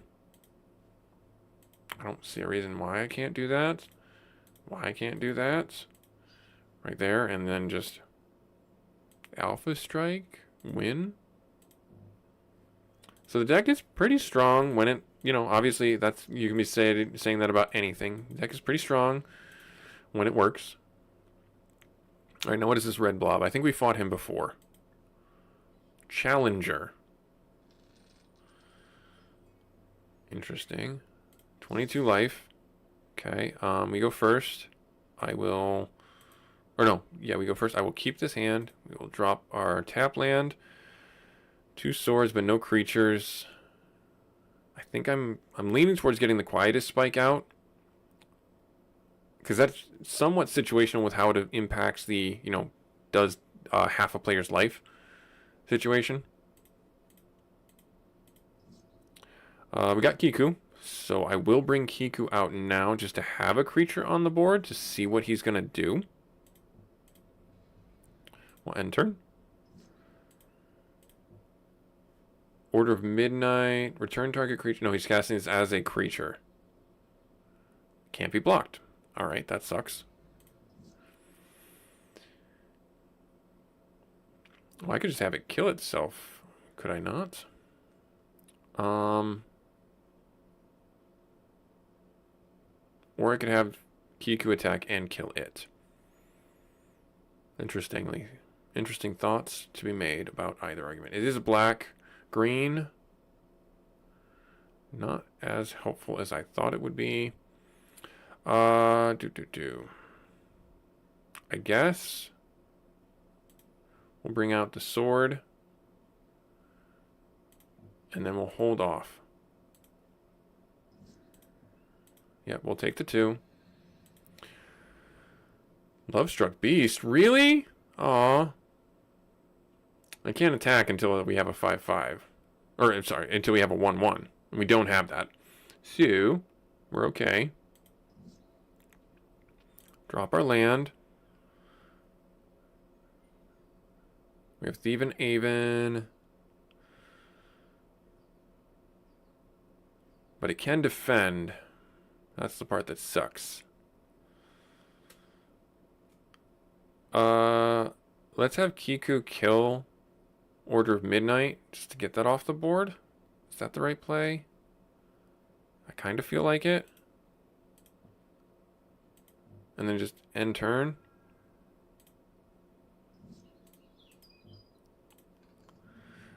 Oh no! Oh, Vraska. That sucks. You may sacrifice another permanent, destroy, yep. Destroy target non-land permanent with converted mana cost 3 or less. So that's pretty much everything. in my deck. I have very few cards that are above 3. So I need to get the utility out of Kiku that I can. So I took that out. We're going to end turn. He's going to do that. Oh, no. He gained... Okay. Sacrifice another permanent. You gain a life. So he's getting +2. Profane Insight, draw a card. So he's doing that as the instant. Draw a card and lose a life. And then he's casting the creature. So now he has a blocker that's a Death Toucher. Right there. Okay. I don't have the land to keep doing what I'm doing, but I kind of have to, because it's the only way to get rid of the Death Toucher. Because if I attack... Yep, so I'm going to tap Kiku, take this guy out, have him take himself out. And then we're going to end turn. Oh no, he's removing Kiku with Disfigure. That sucks. Okay. Yay. Whenever a creature dies, deals 1 damage to you. Yep, so that would have been really good to have, or that would have been nice to have hit that out before. Alright. Well, now that that's gone, unfortunately, we have no other choice but to try and get other creatures out. And we don't have anything that's going to really stop this. He's just going to keep blinking. So, how do I stop that from happening? I could bounce the non-land permanent.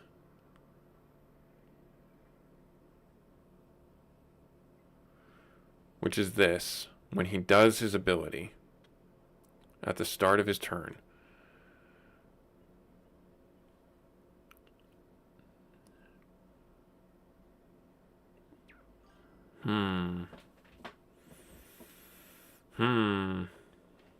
Nice. Have a good stream today. There's a way I can do this.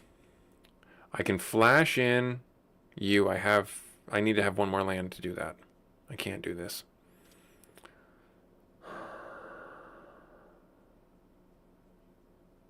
Because he's just going to kill all my creatures with this. But he can't do that all the time. He's going to keep hitting me for 3. So I guess...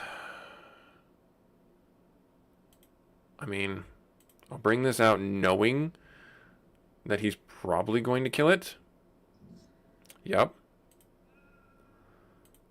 He's going to hit me for 3. Oh, great. He's returning that to his hand. Perfect.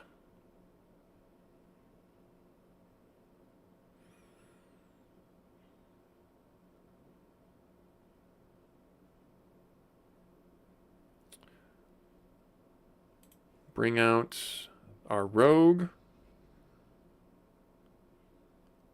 End turn. Oh, good. Murderous Rider. He's casting that as the instant. Hitting me for 3.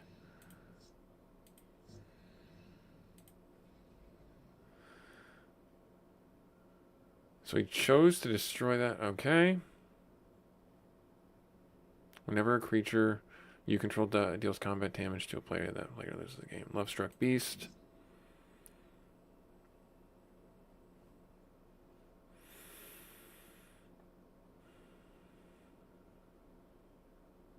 I need another land, and I just am not getting it.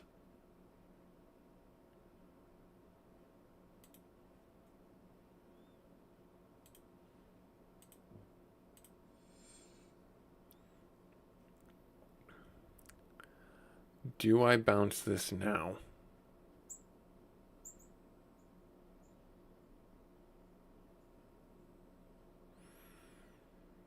I don't think so.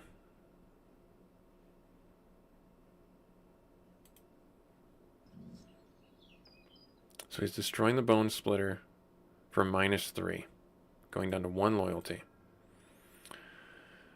I don't have a flat. I don't have my Thought Rogue, which is annoying. Love-struck Beast again. Murderous Rider for... Okay.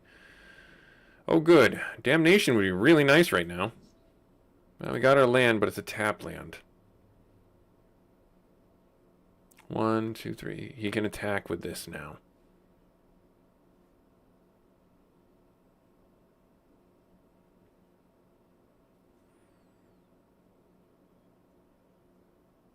He has to get +2. So we get 1 round with whatever we bring out.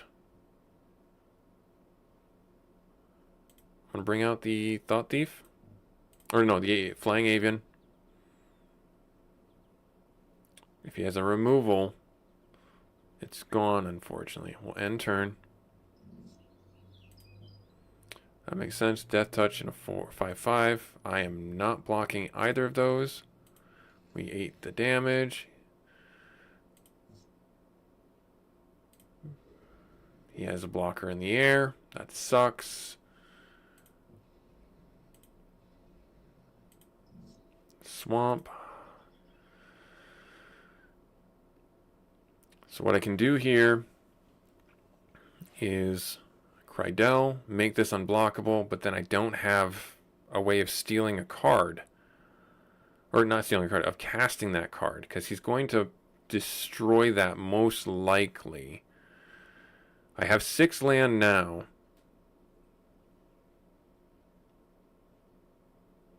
That has... Anything that he has is flying, death touch. Unfortunately, I don't see a way...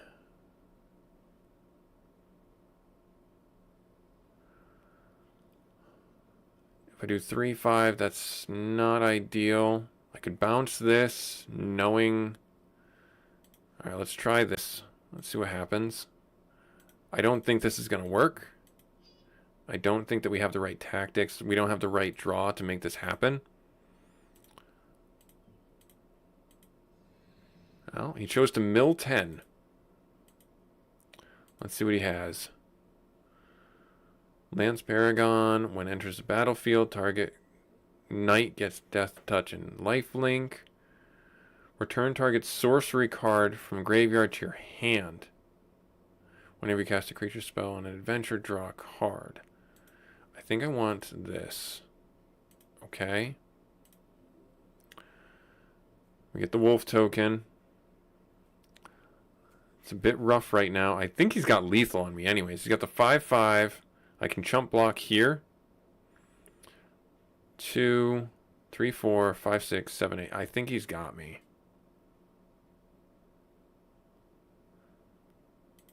I don't think there's anything. Yeah, he's destroying that.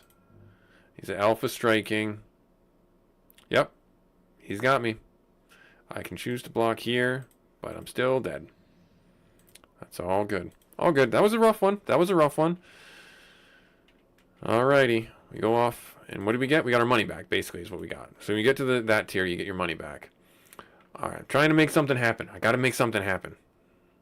Squid Monster. Yes, we will do the arena. Silithid Mindslaver. These guys are awful to deal with. Yep, that's what I figured. Blue, black, white. Okay. Cool. Did I want to keep this hand? I already chose to. Did I actually want to keep this hand? No, I kind of didn't. Oops. Oh, there's our land. Okay, so we'll be fine. We'll be fine. Let's drop Black Source. We'll end turn. So he doesn't have a 2-drop. Hey, there's our Damnation. That would have been really nice to have last round. Unfortunately, we did not get it. We will end turn. Okay, dropped a tap land. We can bring out Kiku. Or we can bring out our Rogue. Let's bring out our Rogue. Right there. And then we'll end turn. So he's probably going to take my cards. When enters, battlefield connives. When discard 1, share that card type. This ability is triggered once each turn. Okay. Fair enough. Oh, good. Seek failed. Alright. Let's drop not a tap land. Let's bring this guy out.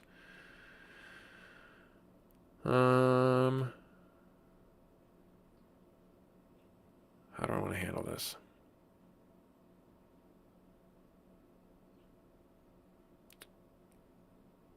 Bring out Light and Shadow. Equip here. Hit him for 4. Get in there for 4 damage.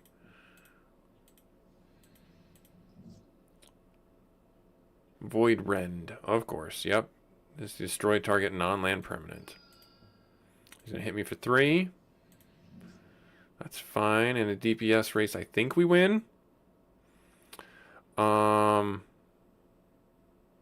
Is it Kiku I want to bring out, or is it this? I think I want to bring out this to draw out more of his removal. Nope, he's countering it. Counter target spell. That creates, yeah, I created 2. I get 2 treasure tokens. That's fine. He's tapped out now.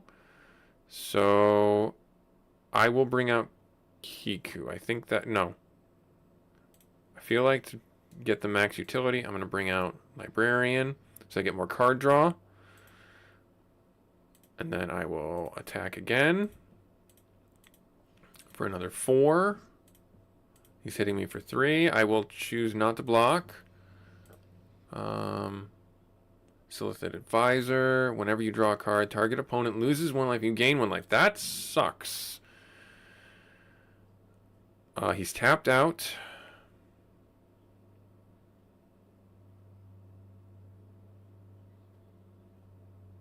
I could board wipe after I attack. I think that's what I'm going to do. Yep, Alpha Strike. Draw a card. Got a swamp. He's choosing to block. That's fine. Unfortunately, we are going to drop a land. And we will board wipe.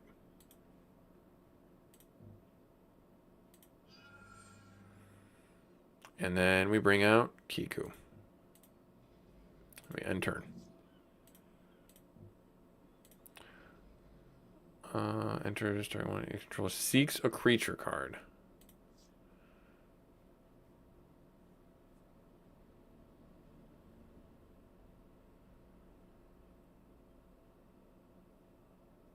Okay. Drop our land. We can drop both of these guys. I think that's a really smart idea. We do that. Based on what he has on board. There. And then we end turn. Okay, so he's paying 1 life. And he will search for a swamp or an island and then shuffle. He's doing that again with this. That, unfortunately. Right there. Okay. Drop this.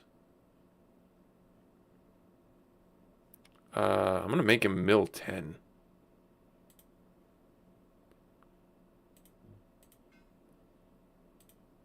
We'll hit him with 4, 6 damage, half his health, because he can't block this.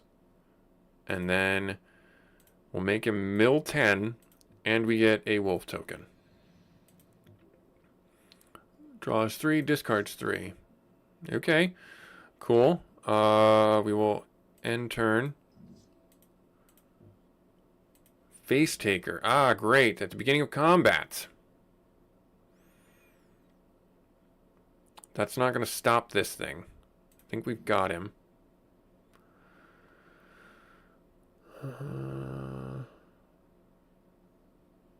Oh, it's a rogue, so he can block this.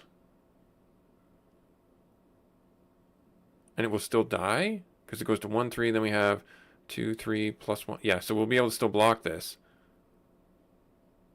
If he chooses to block that. Let's see what happens.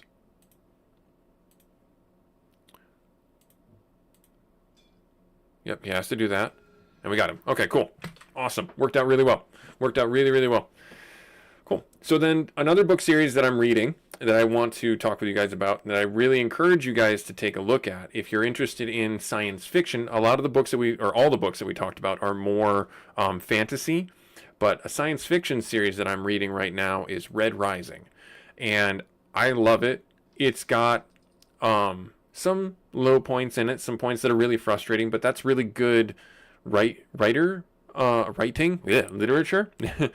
um, I think the characters are really fun. I like all the characters. The first 3 books in the series are done from a single perspective. The next ones are done from a multi perspective, and there's a lot more death and destruction in the next 3 as opposed to the first 3. I was not prepared. I was not prepared for what was going on, and I'm super sad because like 2 so far of my favorite characters, or 2 of the characters that I was like, oh wow, I really wish they were still alive, died. So it's kind of upsetting. I'm on Dark Age right now. I'm about halfway through it. But I really enjoy the series, and I think that if you are a sci-fi fan, a science fiction fan, you would like that series out there. It's spaceships and Renaissance-esque kind of play with the characters and stuff like that. Just really fun. When you try to, oh, okay, so he played that just as it is, not for the metamorph cost. Weirdly. I don't know why. We will drop you down.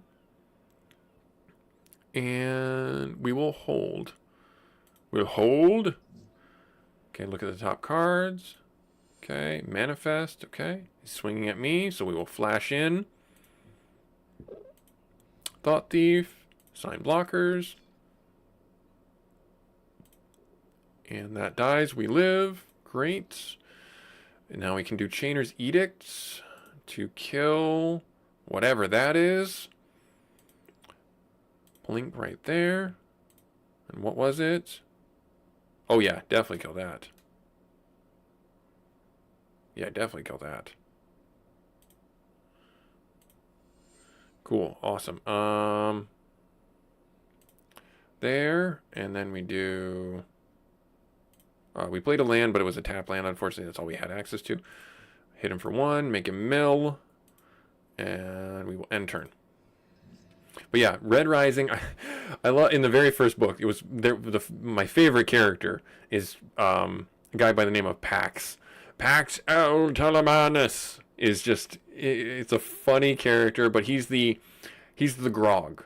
If you have seen like Critical Role, he's the Grog character, but he's only in the first book, and still, I'm not gonna say too much about it because I would encourage you guys to read it.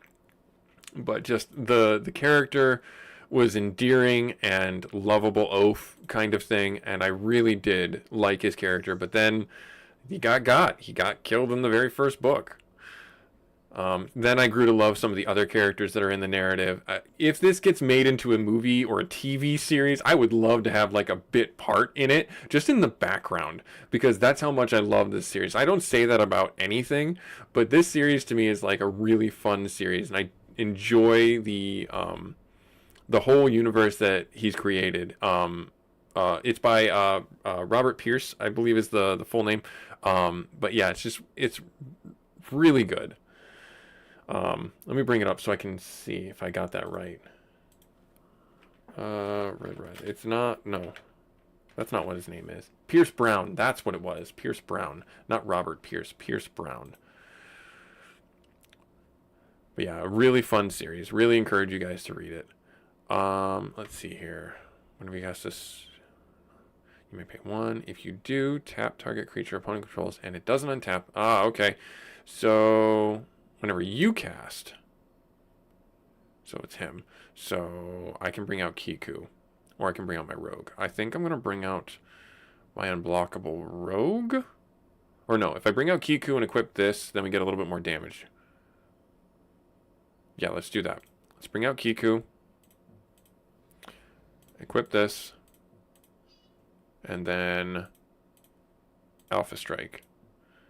He mills some cards. He takes 3 damage, and we end turn. So he's choosing to tap Kiku. That's a smart move on his part. Draw 3 cards. He's tapped out. So that's interesting.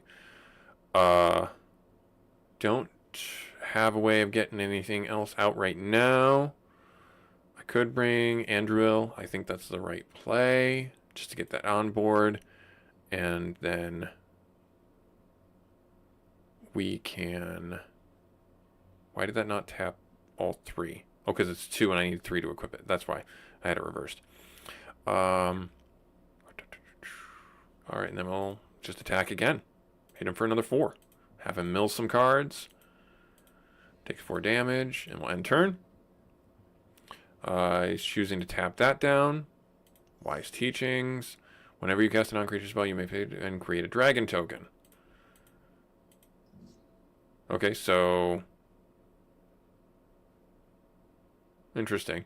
No creatures are out right now. I mean, just hit him, right? Like, why would I not? Resolve all those. Creatures get +1/+1. I think we've got him, question mark? Unless he does a board wipe. Morph creature. He flips it. And when it turns face up, gets hexproof. I don't know why you would want to do that. And it's until end of turn. I don't know why you do that. Why would you do that? You just kind of tapped yourself out. Interesting. We've got him though. We've got him. We'll just have him sacrifice that creature. Unless he counterspells it. He doesn't. And then we just Alpha Strike and we win. Right there. Good. Yep. Got him. Nice. Nice, nice, nice. Alright.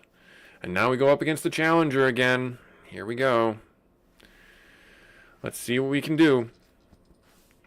See what we can do. The Challenger should be a different deck entirely. 3 land, 2 tap lands. I'm going to keep it. It's a little bit slow.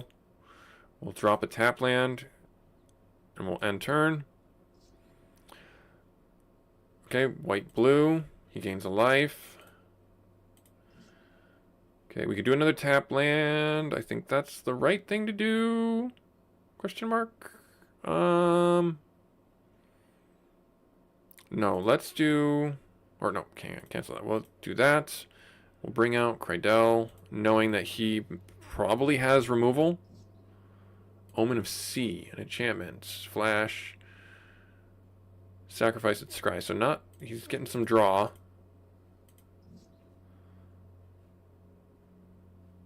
Drop or tap land. Do I just swing at him? Equip this and swing at him? Why would I not do that? Seems like the right play. He's tapped out. We get 3 damage on him. He mills some cards. Cancel that.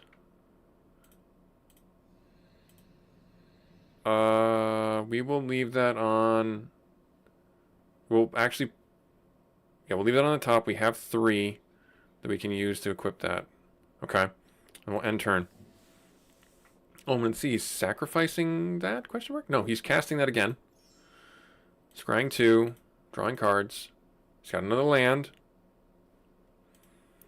Okay. Cool. I think that's what he was kind of fishing for. I feel like I'm in a precarious spot. Let me drop my Larcenist, Library Larcenist, just to tap some land and to get another creature down. There. Okay. Oh, nope. I clicked off of it right there. Hang on, let me fix this. I clicked off of it right there. And then we'll click cancel. And then we'll click OK. 3 damage on him. We gain a life. He mills a card. And we scry 1. Thought Thief is not a bad idea either. We will hold on to that. We'll top deck it. And then we will untap. Fires of Innovation. You may cast spells during your turn. Oh, wow. Okay. Converted mana cost. Interesting. And that sucks. You can cast spells only during your turn, and you can cast no more than 2 spells each turn. You may cast spells with converted mana cost less than or equal to the number of lands you control without paying their mana cost. He just basically gave himself the win con. I can bounce this. if I feel like I need to. He doesn't have land, so I could actually kill that. But then I can't do anything else. Let's do it. Let's kill that because I do not want him to start pulling cards from my deck to start casting things. We will all cast right there, there, there, there. Okay, cancel right here. Damnation. Okay, that's fine. We will top deck the land so that we can get a little bit more cards out and keep the pressure going. We'll end turn. He drops a land, gains a life, drops another land, gains a life, casts this card, the Masterless. Whenever a creature attacks you or a planeswalker, each dragon deals 1 damage to that creature. Okay, and then he comes out and he's going to create a dragon. Creates a dragon. Banishing Light. What's he going to target? Naturally, he's going to target Krydell. That's unfortunate. Okay. Alright. There's our swamp. I could bounce this to his hand. Bounce this to his hand. Bounce that to his hand.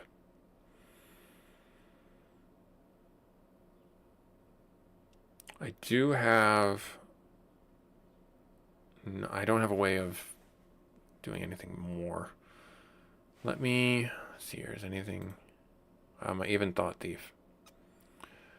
I could bring you out. Let's survey. Let's see what's our next card is going to be.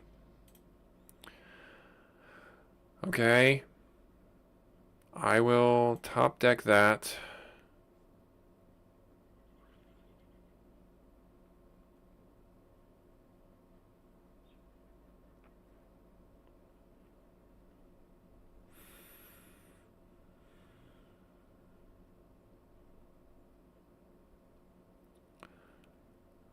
I could force the attack on... So if I pay 2 and then 1 to equip this, I can attack his Planeswalker and get rid of it.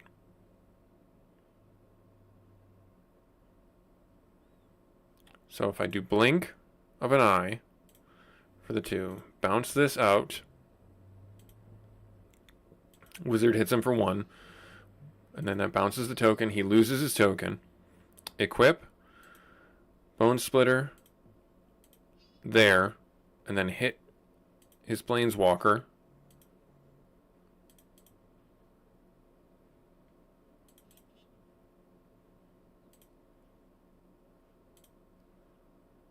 Yeah, hit the Planeswalker there.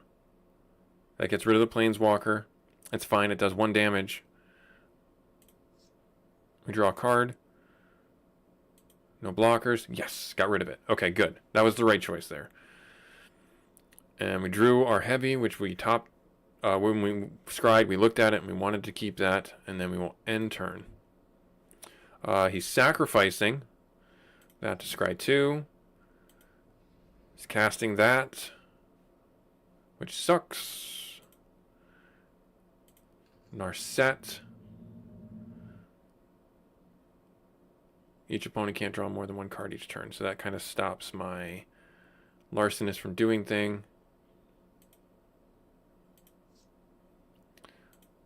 Okay, drop land.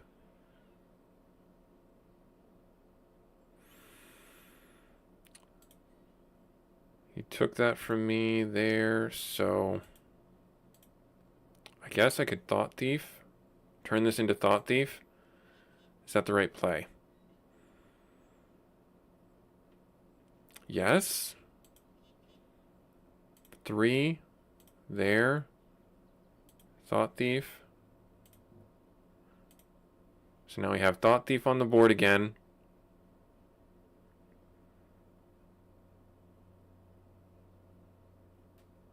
I can equip Thought Thief. Or not Thought Thief. Sorry. Even Thought... Yeah. Even... Thieving Aven. There.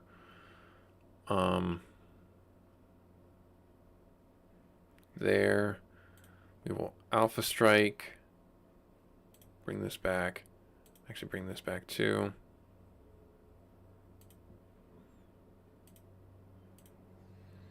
We'll steal a card. Kasmina, Ignamic, Mentor, spells your opponent cast. Cost 2 more. Kenrith, the Return King. All creatures gain trample. Counters. He's got enough to really make that a nuisance. I think I gotta take Kenrith.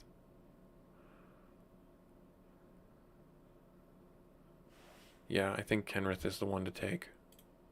So I'll take Kenrith. Hold that. And then we'll end turn. And he chose to cast that. How? Oh, because he cast it from exile. Yep. I gave him that. But how is he casting it from my exile? I don't know how he's casting it from my exile.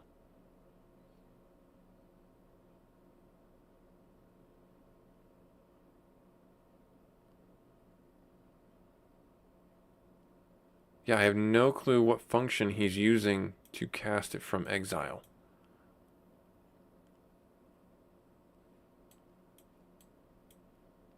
I'm so confused.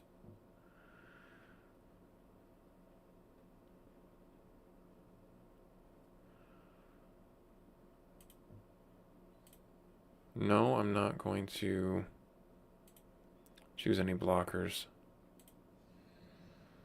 We're going to mill a card. What did we mill?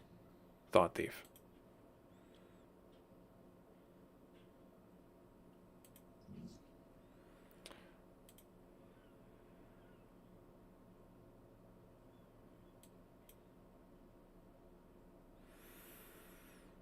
Andruil.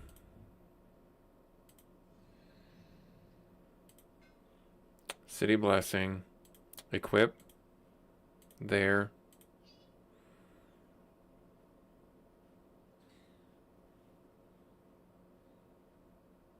I don't think I have lethal.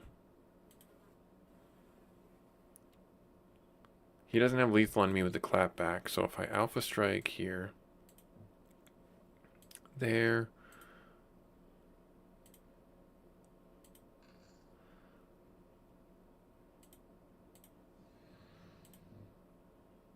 Kenrith, he's choosing to gain 5 life. I mean, we could always just do Narset, because he's already got one down.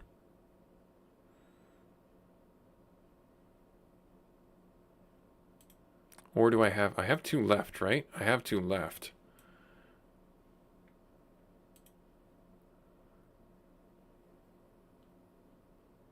I take this. Okay. And then I cast it.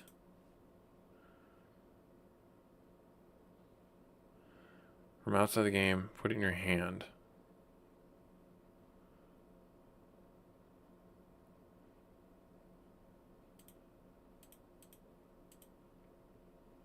Wait, no, that's not what I wanted to do.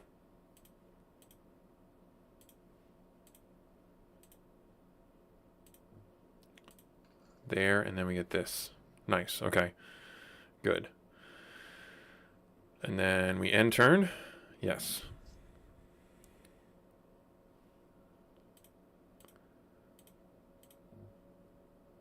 Draw a card. Got a swamp. Chilltastic. Thanks. Thought Thief is the same thing as a brain. I didn't see that. I was so focused on not trying to screw this up toward us. Yes, that's exactly what it is. In my age, that's exactly what it is. Alright, so do I have lethal here? I think so. He doesn't have flying. He does have a way. No, he does not have a way of getting more life. I think we've got it, but I do not know.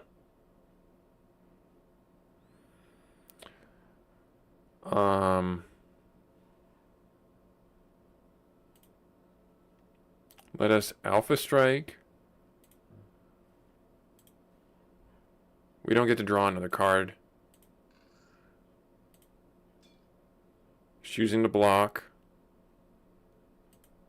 We got him. Okay. I was going to say, I thought we had lethal there. Good. Now, we get cards. And we get equipment. So, one of our viewers had mentioned that this is a really good way to get equipment. It is. It is 100% the best way to get equipment. Because $100, and if you win the first round, you get your money back. And you get really good equipment that is like $4,000 or $6,000 worth of gold. So keep that in mind. So go to the areas where your deck is at, or your deck is from, I'll say, like blue, black, or green, or white, or red, and do the arena there and get the equipment. It's super helpful, super utilitarian to get that stuff. For each opponent, you create a token that's a copy of up to one target creature they control. That's pretty good, but it's kind of expensive. Mirror room. When you unlock this door, create a token that's a copy of target creature you control, except it's a reflection in addition to its original creature type. The other side is if a triggered ability... Oh. Interesting. I don't know if I can do that. If a triggered ability triggers an additional time. That's a lot. And then blue has like the most expensive cards in the entire game. Undaunted, this spell costs one less for each opponent. So I think I gotta get rid of this. Just because we are only ever gonna fight one opponent. Alright. Cool. So not ideal. Not what I was hoping for to get from there. But still pretty good. Pretty good. Let's see here. From here, what do I want to do? I'd like to try and do a few more quests with you guys here. Teferi, we can't fight him just yet. He's still pretty ridiculous. We can go to the white arena and probably fight there and see if we can win there. So let's have a go at that. We'll use our tokens. Oh, I got to get out of the city. Another thing, when you get to the center point or the main city inside each zone or each biome, go there, buy the health potion, or no, sorry, life point for 200 gold, and the token, the teleportation token, for 100 gold. So when you go to each of these, have 300 gold in your pocket, or at least a way to get 300 gold, and buy those things, and that will help dramatically with your game. All right, we're going to use this. We're going to use the white rune. We're going to fast travel to the white area, the white biome, and then we're going to try our best to do this. I think it's over here. It is not. It is not. It's over there. It's over there. Let me take a quick peek. We got some money to spend. So the equipment here, like I said, you can pick this equipment up if you go through the arena. You spend $100 and you get a lot. You get a lot of equipment, and it's really nice to have choices. Choices are what make Magic so great. Now, I don't want to do that. I want to do that. I want to go here. Let's see what's inside here. This is more equipment. Not anything that's super helpful for us. I think we already got the gold boots on our person right now. Let's go this way. Let's go down this way. Let's go up this way. What's in here? Rhino Rage. Eldic Tutor. Search for an enchantment. That could be good. Exile target creature with disturb. And okay. No, not really anything for me. Again, this is where it's like if I do an angel deck, this is where I'm going to go. Resplendent Angel is one of the ones that I had for a long time in my Magic the Gathering arena deck. And that was really fun to have. Other permanents you control have hexproof. You may look at the top card of your library at any time. You may cast angel spells and human spells from the top of your library. Okay. You can cast that on turn 3. That's actually a really good card, but I don't want that just yet. Let's see here. Oh, Hope. Hope, S-Theme. Oh, did I lose? There it is. Okay, it's back again. Sorry if I lost you. Tidus. Is it? This would be good for is it. Whenever you cast this multicolored instance or exile that spell instead of putting it in your graveyard, if you do so, it becomes plotted. Oh, okay. That'd be pretty good. Questing Druid. I'm gonna hold off. Heavenly Host. Kiskin. Treasure Hunter. Patchwork Plaything. Bizarre Trade Mage. Yeah, I looked at these before, and I didn't think there was anything that was, like, super good for me. I could do a soldier deck as well. Like, again, you have so many options being Magic. You get analysis paralysis, where it's like, I don't know what I want to do. I don't know what I want to do. I don't want to make the wrong deck. That's the great thing about this game, is you can play the game and get a bunch of stuff to just make whatever you want. It's just, it rewards playing it. You don't have to play it well.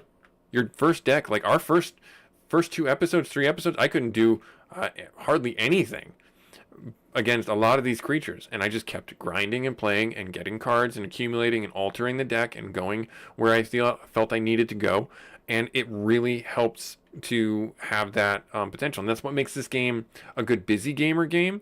And what I mean by that is you can sit down and play for 20 to 30 minutes and then save it and come back to it. There's no pressure to play it on repeat and to beat anyone other than yourself.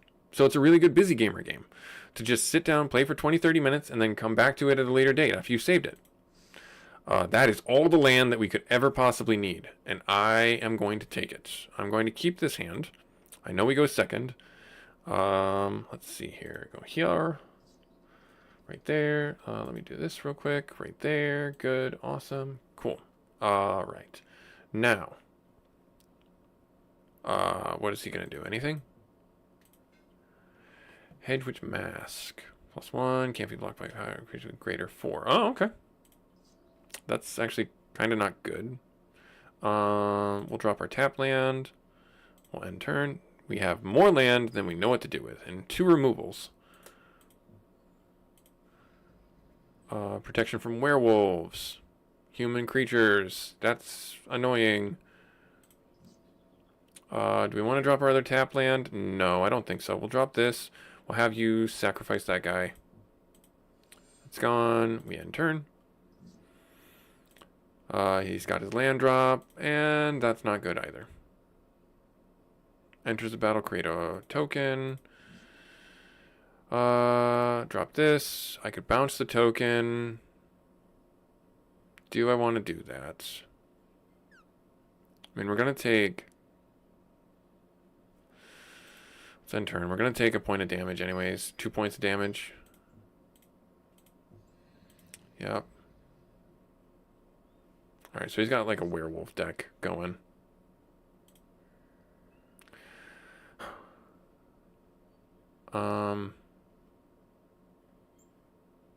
Get rid of you.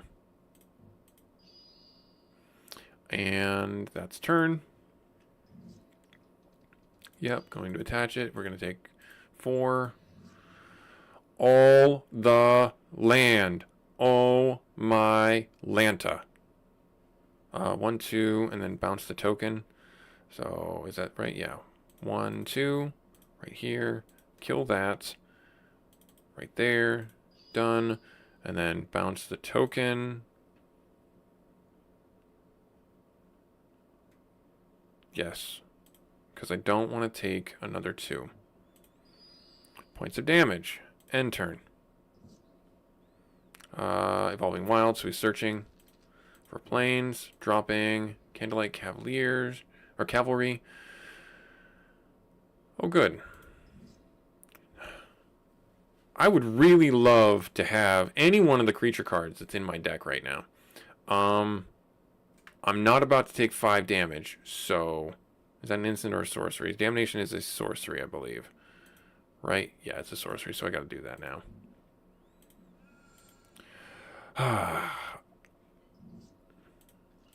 Okay. Cool, awesome. Right Guardian at beginning of combat. If you control 3 or more creatures, lifelink at the end of turn. Fabulous.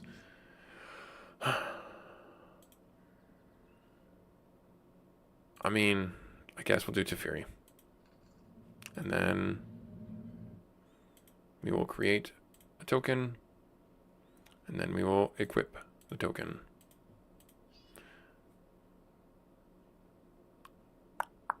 And that's it. Another Evolving Wilds. He's going to choose to do that. I can't block it. I can't block it because of the equipment. Damn it. Well, we lost to Fury. Alright. How do I want to do this? Spirit token gets +1/+1 because we drew a card. I can drop this down now. Just tap that. Right there.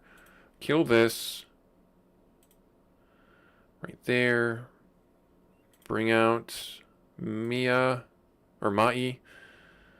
Right there. So now if he casts non-creature spells, he gets plinked for 2.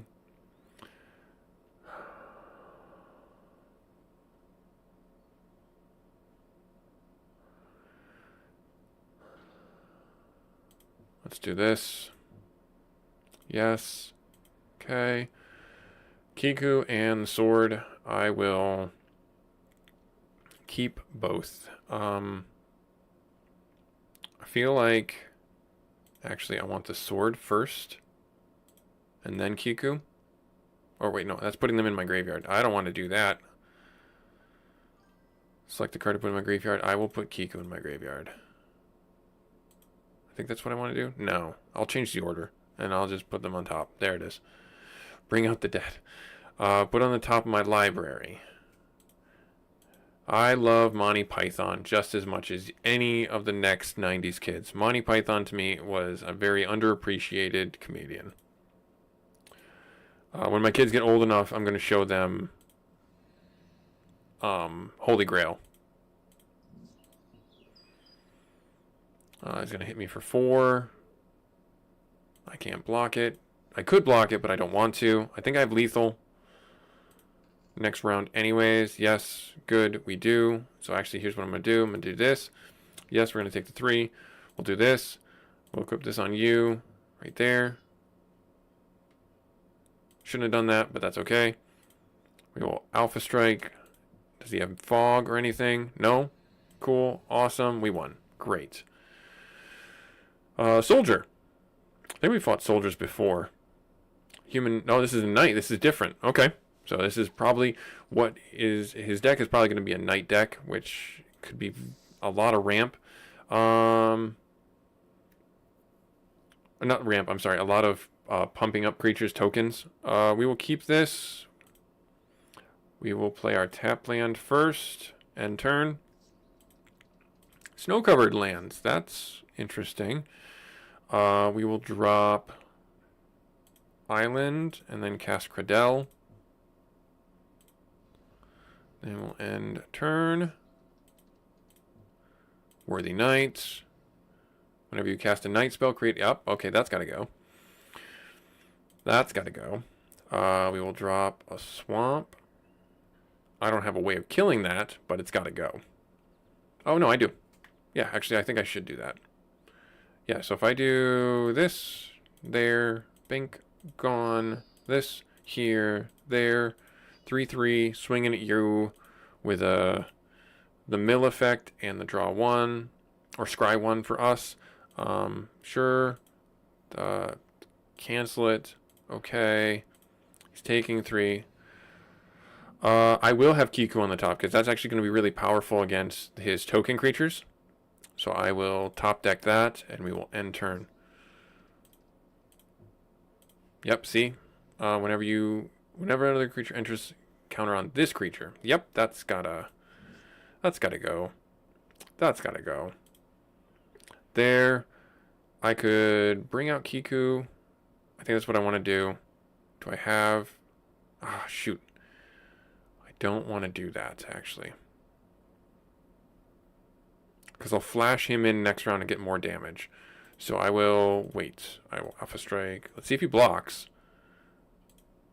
If he chooses to block, that's fine. No? Okay, that's fine.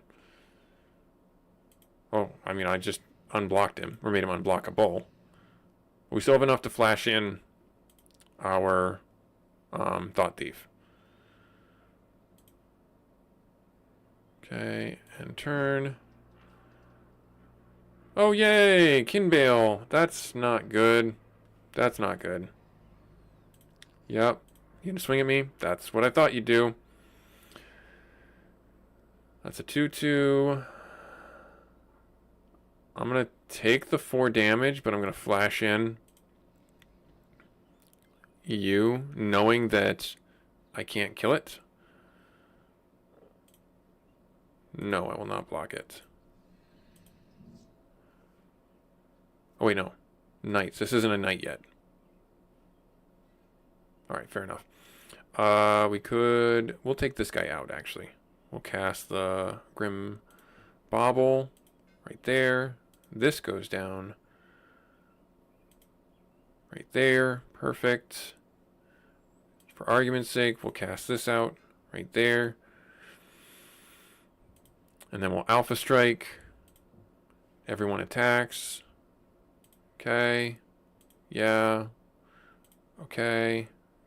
Cancel. There. So we get to do damage. He mills. And we have a way of dealing with the Sky Knight on the top of our deck for next round. So we have Overkill on the top of our deck. What's he going to do? Order of the White Orchid. First strike when comes into play. If an opponent has more land than you, search. 1, 2, 3, 4. 1, 2, 3, 4. He's got more than me. But this gets +1/+1. Whenever you attack with 2 or more creatures, draw a card, discard a card, create night tokens. That's a terrible idea. Don't do that. That seems like you don't want to do that. Let's take out... This has got flying. That does not have flying. And he's down to 1 health, so we got lethal. So I'll just do this the right way. We'll kill this guy out right there. Perfect. And then we Alpha Strike. Right here. There. Good. He could choose to block this, and that's fine, but we still have lethal. Cancel that right there. Good. Awesome. Yep, that's fine. We still got him. We got him! We got him! Yay! Alright, now we're up against an Archer. That's not ideal. Archer Elite. What does that mean? That means they have 25 health. That's first and foremost. And then that means a lot of my flying creatures are probably going to get plinked off. That's going to suck. We won the coin toss. I will play. Good land draw. I will keep this. I will keep this. I will drop a swamp just so I have that for the Grim Bauble. We will end turn. What you got? What you got? No creature. That's fine. Do this. I can bounce something if I want to. So we'll end turn. Oh, okay. I'm glad I got that out. Yep, disenchant. That's unfortunate, but hey, that's okay. Alright. Okay, so we'll bring out our swamp, and we'll do our rogue. Death Cult Rogue. Does he have removal? That is going to be the next question on my mind, is does he have any form of removal? He's red. He's white, green. Archer, first striker. Okay, 2/1 first striker. That sucks. We can kill it. Is that what I want to do here? Yes, I think that's what I want to do here. Yeah. Is that what I want to do here? I can bounce it and make him have to cast it again. Let's try and draw out any more disenchants. This is going to be really helpful. I think that's the right play because our rogue can't be blocked. Our Death Cult Rogue can't be blocked unless by other rogues, and he doesn't have that by nature of his, we'll say, deck type, being an Archer. He doesn't have that. So we'll see. He's going to hit me for 2. Archer, Arbalest Elite. Tap, deal damage to target creature. Okay, so that's the one that I should target, that I can't actually get rid of, unfortunately. Alright, so we can bounce that to his hand if we choose to. We'll play our land first. Do we... Yeah, we'll equip this onto you. Right there, Death Toucher. Can't be blocked. We have 1 land left we can't do anything with. So we will attack with our Death Cult with the Quietest Spike, Alpha Strike.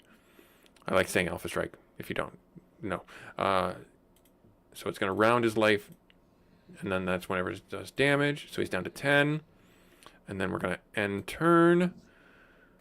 Let's see, what has he got? He's going to hit me for 4.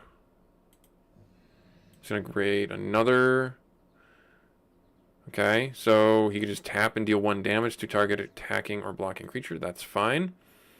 I can do...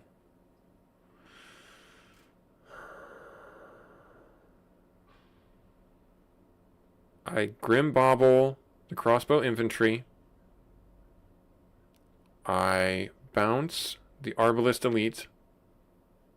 And I attack.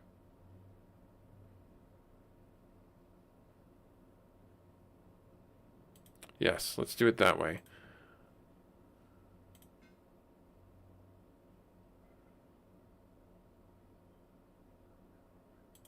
Right there.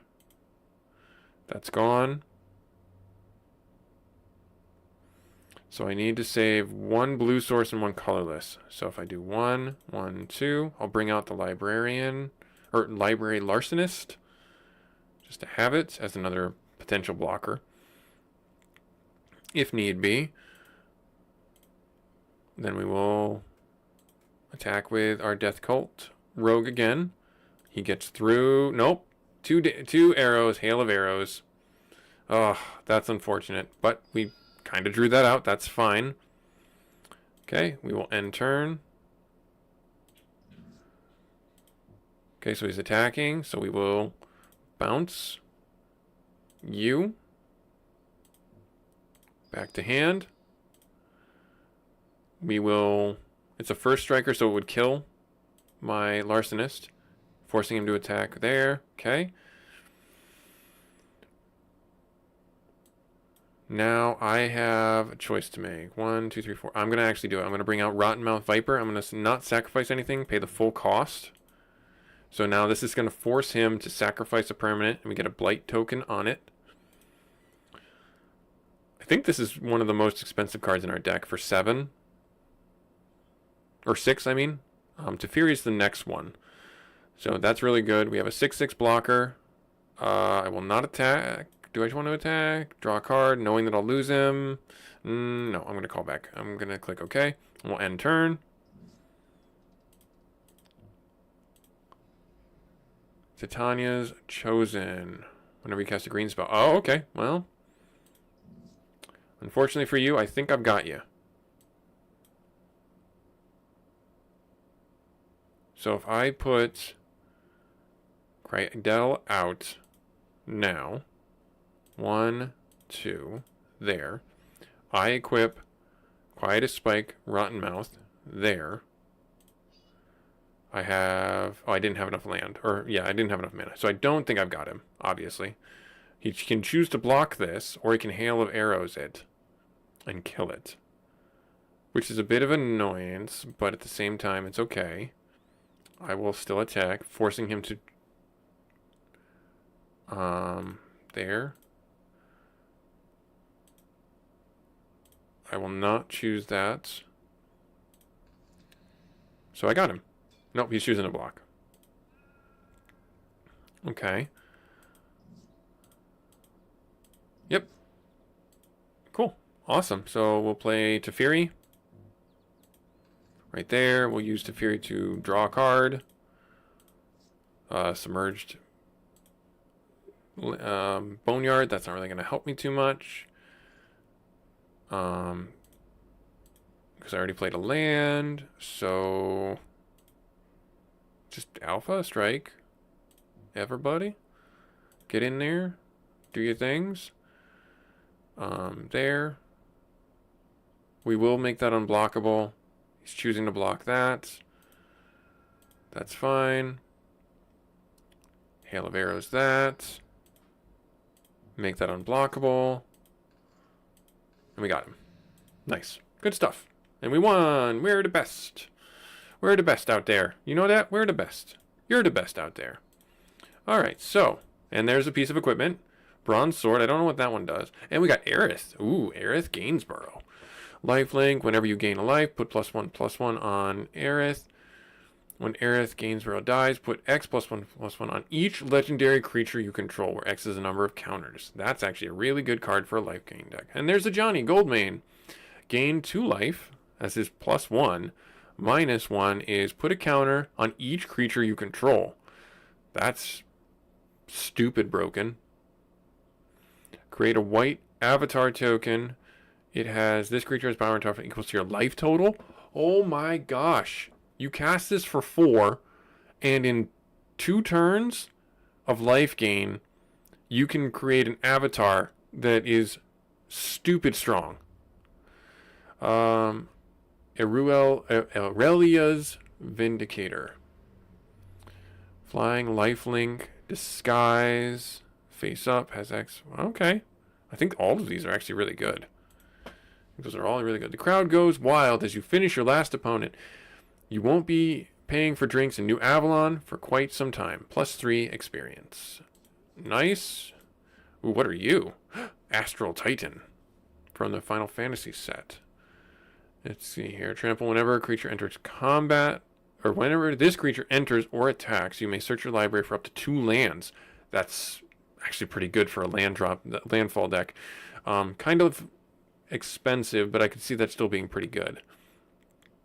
Whenever a summon card is put into the graveyard from play, put it face up under Purgatory. Upkeep, you may pay 4 and 2 life to put any card under Purgatory into play as though it were just played. Oh, I think I'm going to get rid of that. And then Deluge of Doom. All creatures gain X, -X at the end of turn, where X is the number of total cards in your graveyard. That's not bad. That's a good removal. That's a good removal to hold on to if I ever really need it. All right, so Reputation in this game does exactly what it does in most other games, if not all other games, where you get discounts inside the places where you have high reputation. You need to do quests to get more reputation, and as you get more reputation, it will be beneficial to go back to those towns to fish for cards or reset shops and things like that. Why it's important in the main city hubs is because you can go to I walked right by it, you can go to the Smith, and the Smith is also affected by your reputation, I believe. So the Smith allows you to search for specific cards. So make sure you are looking at the sets that you want to pull from, and the more you focus your search criteria, so say I don't want black cards, say I don't want red cards, see how much the number goes up here. That's just the cost increase. There's 385 possible cards. Say I want no commons. That means I'm at 45 cards, and it's going to cost me $937 to pull a random card from any of the sets. So say I don't want any uncommon cards. So that, but see how much that increases? So 45 possible cards here. So play around with it. See what you can find out and see what you feel is worth your while to try and pull from. Now let's get out of here. Now, what do I want to do? We've done all the quests that I wanted to do. We had a really good day today, actually. We got a really good amount of things done. I could go back and try and fight Teferi. I don't think that I'm any stronger in a way that's meaningful to defeat him. But it might be worth it just to have some fun and see. He's over in the blue area. Right here, Teferi's Fall. And he's kind of close to this city. I guess we can have some fun and try and do that and see if we can actually get around him. He just trounced us last time. Like, literally just walked right over us.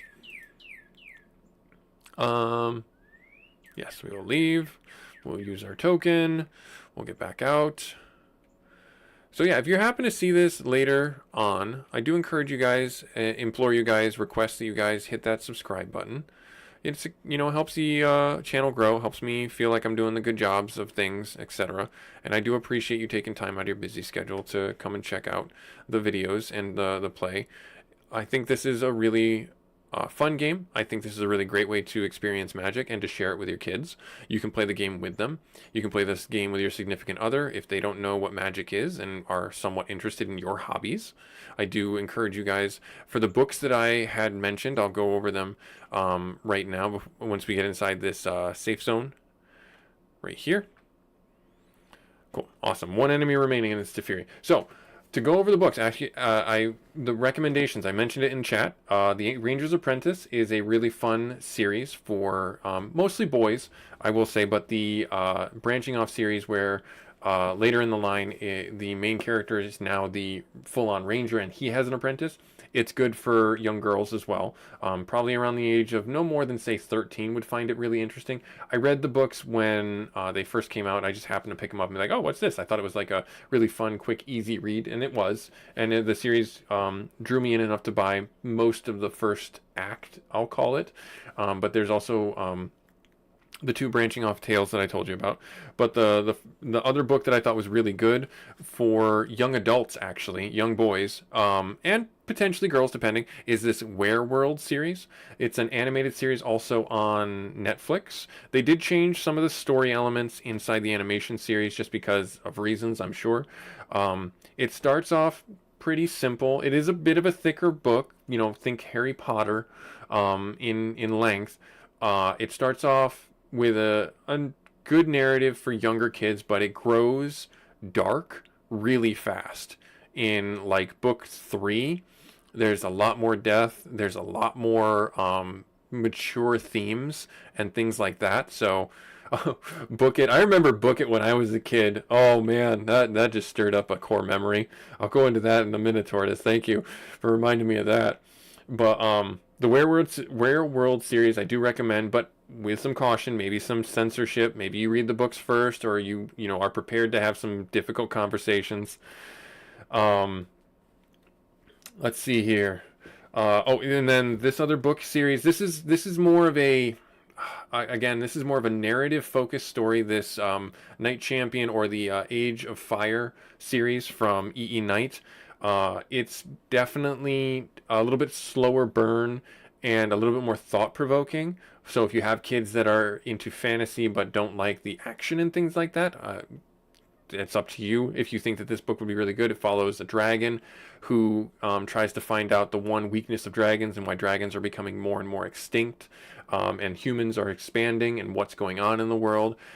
Pretty fun book, pretty slow burning though.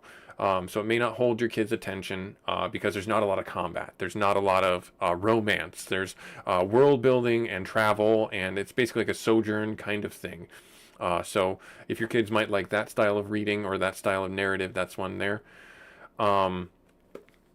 The other book, this is for adults. This is for the dads out there. I thought this series was really good from Kelly McCullen. The Broken Blade series, really good. Follows an assassin, world of different style gods and goddesses.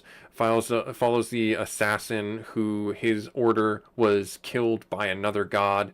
He has shadow powers, but not like Shadow Daddy powers, but shadow powers. They have familiars that give them the power of shadow and or the other elements, fire, wind, water, etc. A really fun story and world building inside that as well. There is a little bit of romance, a little bit of alternative style of romance as well, just to warn you if you're not into that thing. It doesn't get into graphic detail, but it just, if you're not going to support that, then don't worry about it. And then the two that I mentioned as good, like audiobooks, and you can audiobook any of these, is Red Rising is a huge series for a lot of science fiction fans out there. That's more mature. That's definitely one of the ones that I would recommend as a dad. You read first if your kids are going to show any interest into it. I would encourage you to read it first and then talk to them about it so that they know, so that you know what they're getting into, because it does have some mature elements and some pretty graphic fight scenes in the series. So just be aware is all I'll say. Let's see here. Counterspell, draw a card. Rune of Flight. I think we're gonna get rid of this. Eternal Taskmaster, Master. Yeah, I'll get rid of this. Psychic Surgery.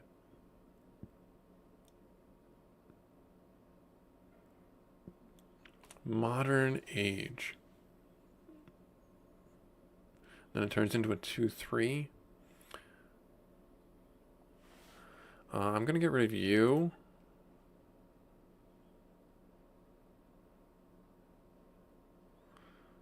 I'll get rid of you. What's the flip side of Modern Age? MTG Modern Age.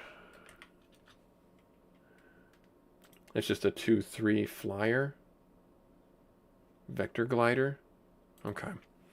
Yeah, I don't think I want that. Only that's going to really help me. Draw a card, then discard a card for 2 turns. I'm going to get rid of that. I'm going to get rid of that one. And we'll get rid of this one here too. Alright. There, and then we'll pick up these right here. Okay, and then let's fight Teferi. Let's see how badly this goes. Dude doesn't even have to worry about, like, chasing me. Dude just is like, yeah, okay, you come at me, fool. Alright, let's see how this goes. This is going to be difficult. He's got 40 health. He has this effect at the beginning of your upkeep. Target creature or artifact you don't control phases out.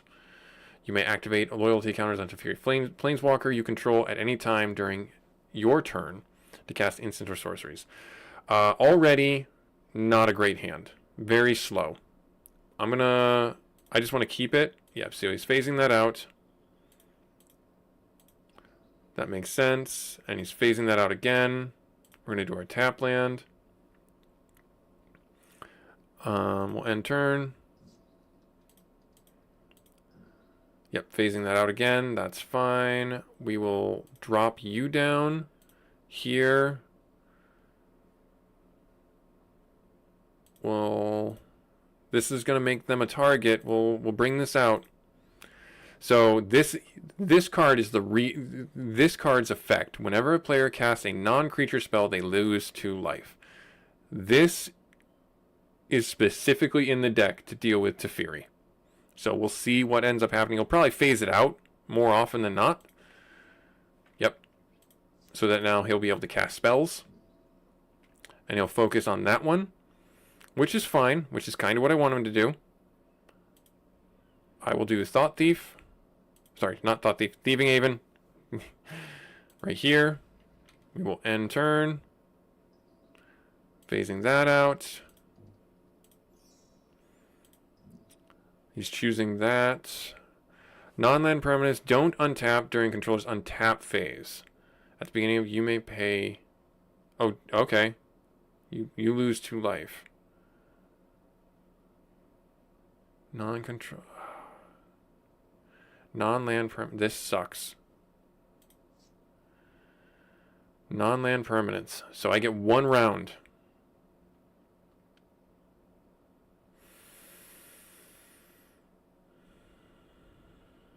I'm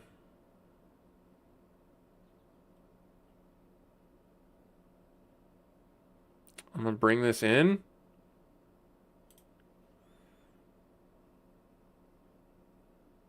Oh wait, no, I don't have enough. That's a tap land that I played. We'll bring in the rogue, and then Alpha Strike. Get in there for 2. End turn. Alright, so this is going to be difficult. He's going to do that. He's going to lose 2 life. He's going to phase out that. Okay. There.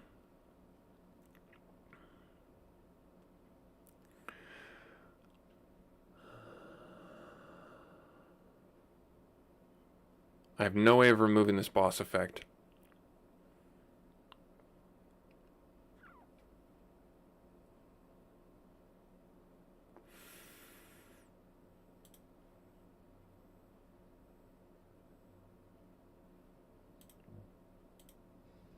Right there. So if I Alpha Strike, just hit him for 1. What can I steal from him? Teferi Talent, Enchant Planeswalker. Teferi Sentinel.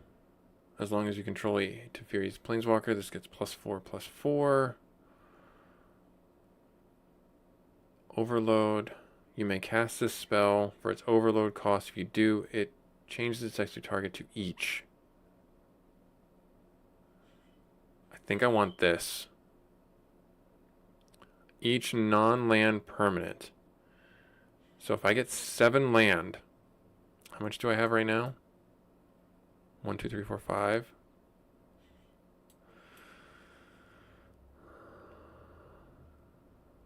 What does the Teferi one do? At any time and cast an instant when you... Okay. I think I'm going to take the Cyclonic one. And then end turn. It's going to take 2 life off. Paradox Engine. Whenever you cast a non-spell, untap. Oh dear. So he's phasing that out.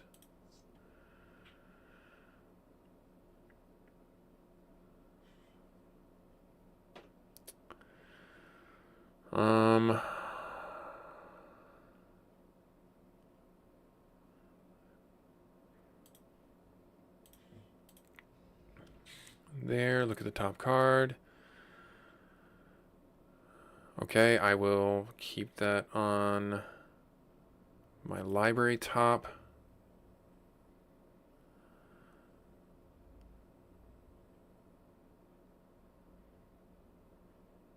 How do I want to handle this? Because if I cast this for not its overload, it bounces a card. I can bounce this. Whenever you cast the spell, untap all non-land permanents. I think I need to do that now. Otherwise, he's just going to get free run to cast so many things. His entire hand, basically. And if I take the 2, that's fine. So I'll do that without the kicker cost. Bounce this. Yes, I'll take the 2. There.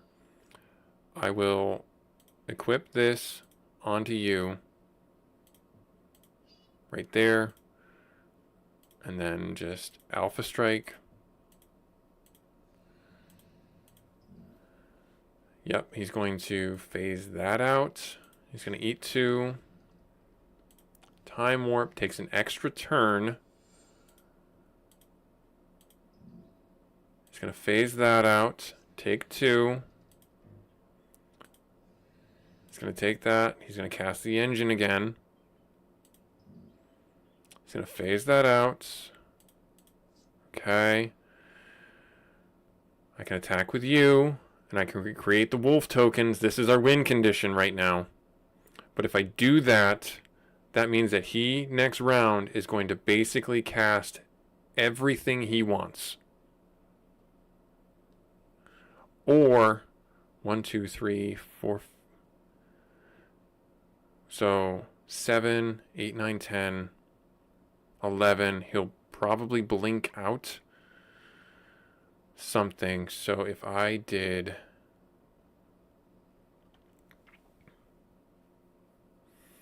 If I bounced this back to his hand again,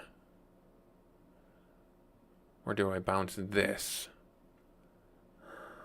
That's the rough one here. I have 2 bounces.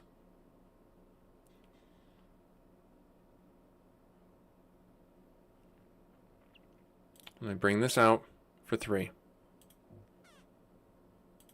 I'll take the 3, or 2. Equip this. He can't block it. He mills 10 cards.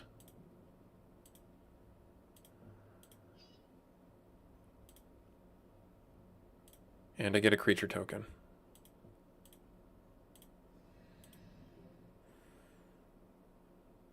I don't know if I just signed my death warrant.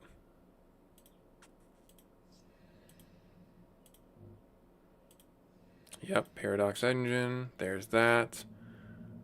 So he's bouncing my guy there. He's phasing that out. Interesting. Okay.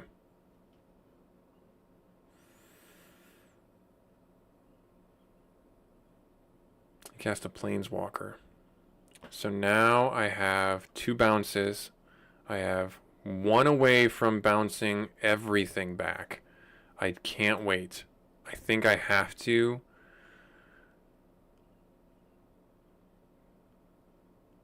Was this an instant or was this a sorcery? Was Overload an instant or a sorcery?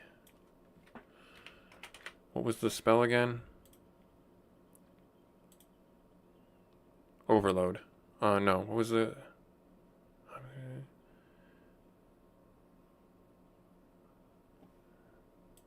Oh, shoot.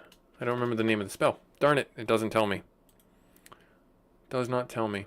Hang on.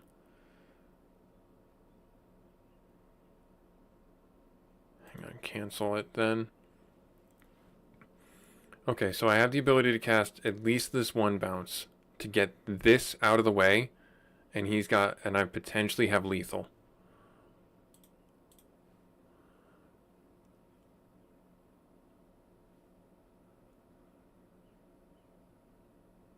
Let's do it.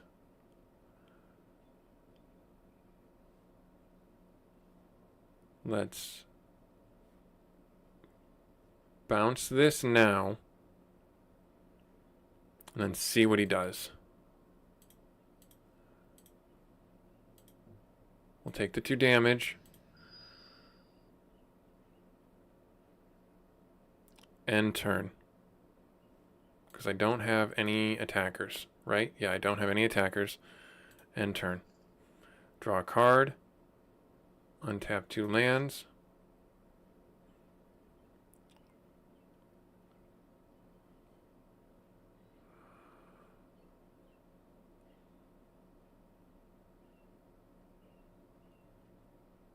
Okay.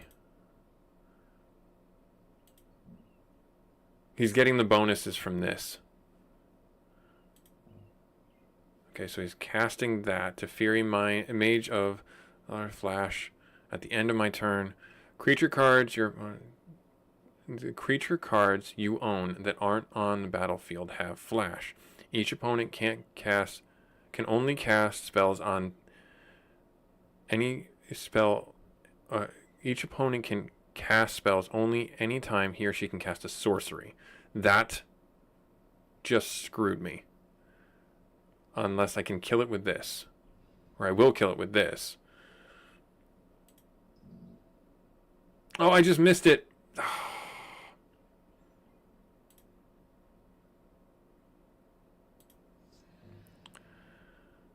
Yep, he's taking 2. He's hitting me for 3.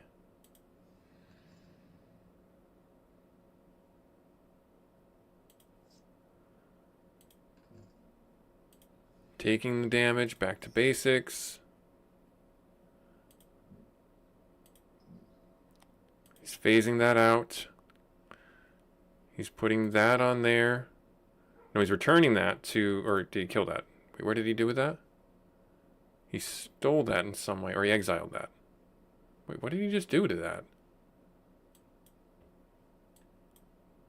Back to basic. Non-basic lands, don't untap. I think this kills him unless he bounces it back to his hand. Right? Oh no, we have lethal. Whenever... Yeah. So... How can I do this? Here to here.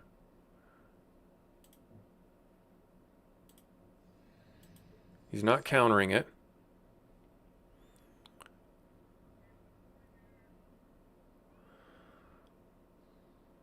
You...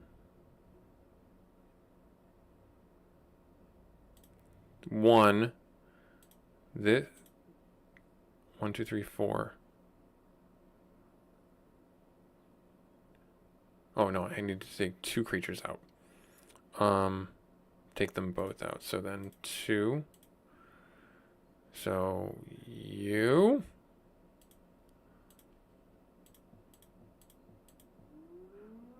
Blue source, and then sacrifice that one and that one. Nope. Then I guess it will be you. There. Okay.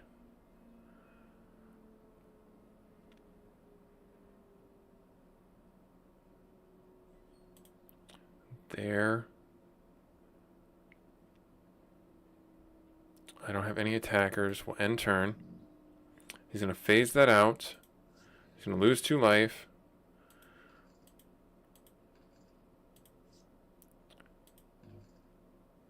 He's taking 2. He's got the Paradox Engine. Magnus of the Tabernacle. All creatures being able to pay 1. Sacrifice this creature unless you pay 1. Untap, upkeep, draw. So that just helped me, did it not? Because it untapped my creatures? Oh no. Okay, so alright, so the one that I want to keep is you. Nope, not that. Is you. Okay, and then everything else after that can get... So he's phasing that out. Makes sense. Pay 1, blue. How is that not? Okay, phasing that out.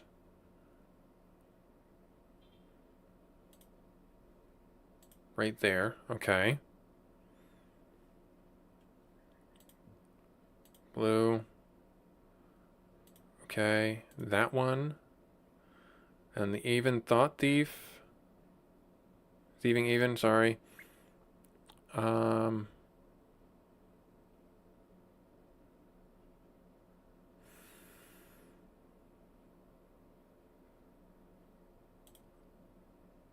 We'll do that one again. I'll just keep it there, just in case. Magic Bandit, unless you pay 1. I will get rid of that one. Okay. So he's dead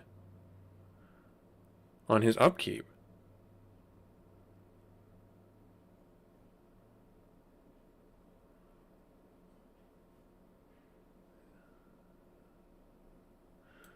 So if I bounce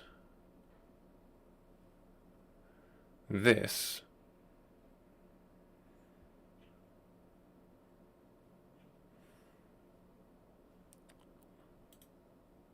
do I have the 7? I do not have the 7 anymore. So this right here, that's only got 1 loyalty counter. There, he could counter it.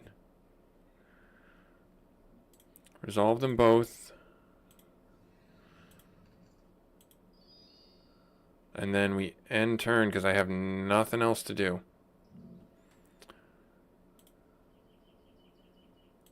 He just killed himself. We did it. That's amazing. That's a high that I will end on. Oh no, that's game 1. Never mind. That was game 1. It's best of 3.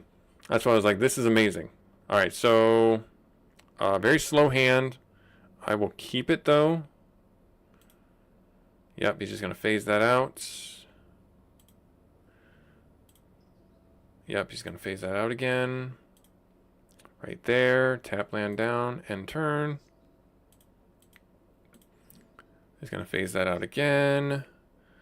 We'll drop this. End turn. There, just phase that out again. Drop that. Drop a Larcenist.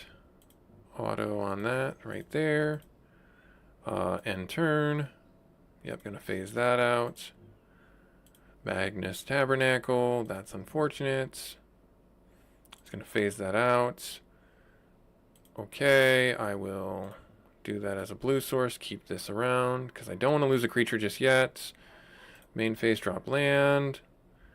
I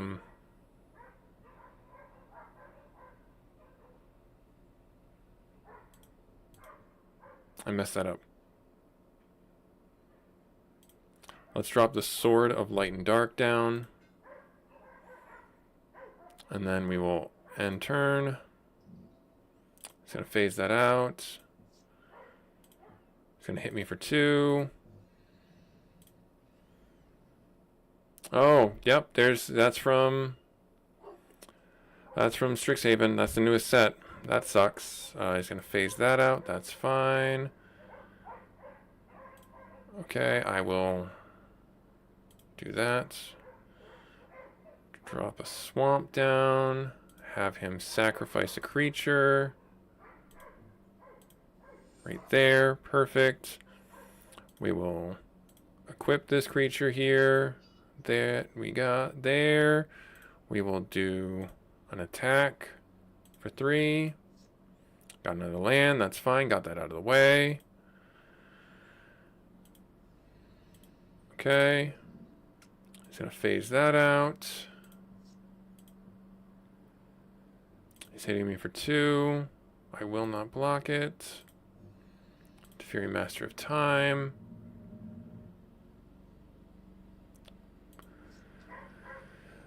Alright. I don't have any instants I want to cast. There. Okay.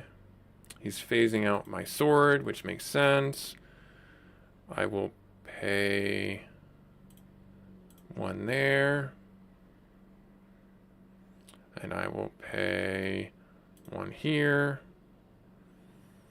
Drop a land.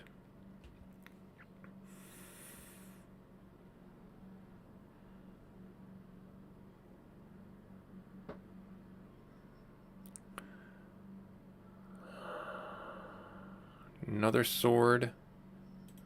Gonna hit him for 1.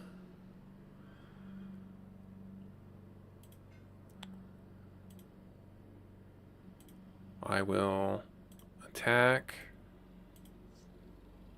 Got the heavy for good damage out. We will end turn.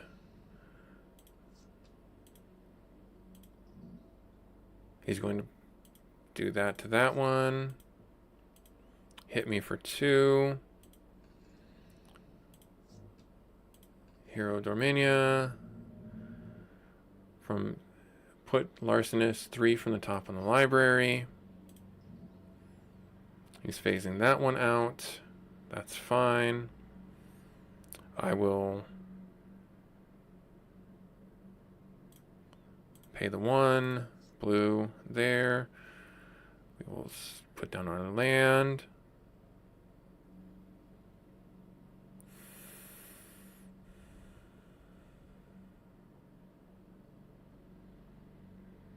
I have enough to cast this. Yes. That's going to make him sacrifice a non-land permanent.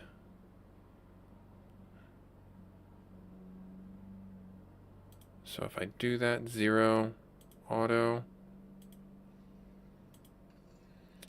He sacrificed one of those. I will end turn. I'm going to draw a card. Do the loyalty counter thing. He's phasing that out.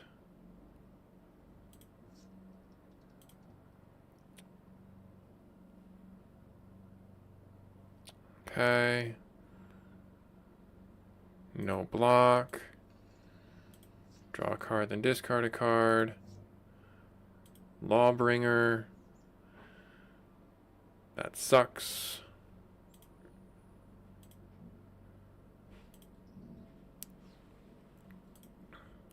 Okay. He's phasing that out again.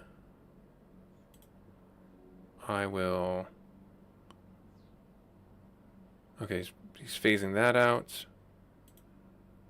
And now I will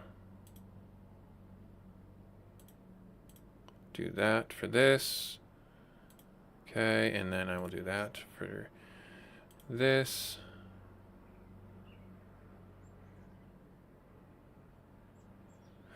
Whenever it enters the battlefield, each opponent can't cast instant or sorcery during the next phase. Okay, that's unfortunate. Oh, I skipped my land drop, but it was only a tap land anyways. That's a 6/6 with protection from white and black, so this can't block it.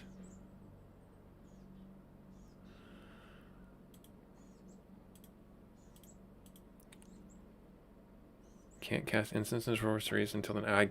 I skipped my equip turn. That's unfortunate. Alright, so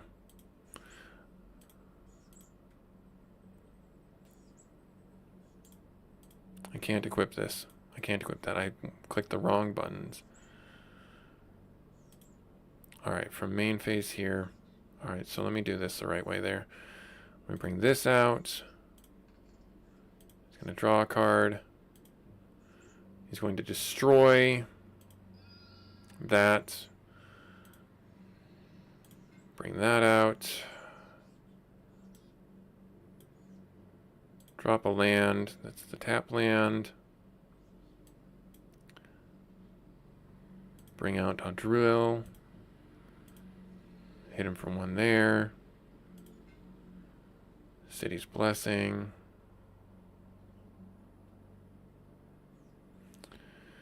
Okay. And turn. Yep, he's going to phase that out.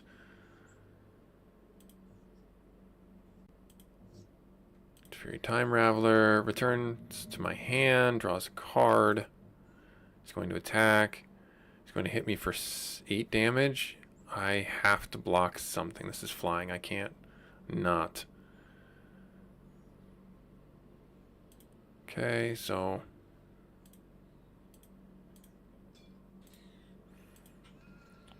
he's going to draw a card. He's phasing that out again. I will drop that. Main phase. I have no creatures. I have no flash in or anything. That sucks. I think he's got me. I need to bring these two out so I can block.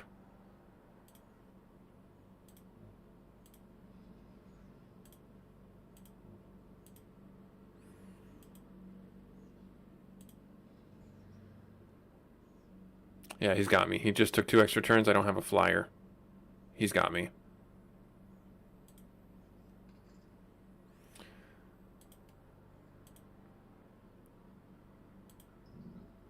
Yep, phase that out. He's swinging at me for 6.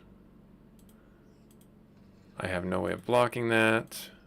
Then he goes again. Phases that out. Swings at me for 6. 8, actually. And I have no way of blocking it. He's got me there. Alright, next game. Let's see if we can do this better. 2. We can do that and a bounce. I will hold on to this. I'll keep it. He's going to phase that out instantaneously. Naturally, he would do that there.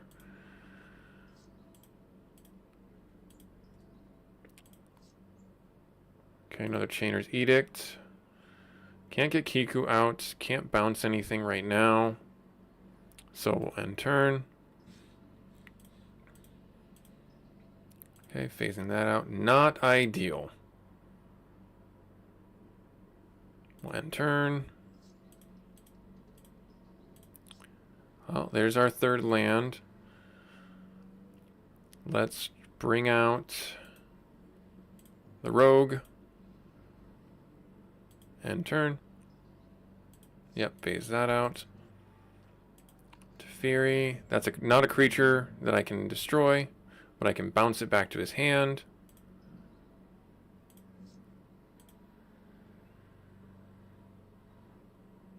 I can bring out Kiku too. Let's do that. Let's do double swamp, bring out Kiku. Right there.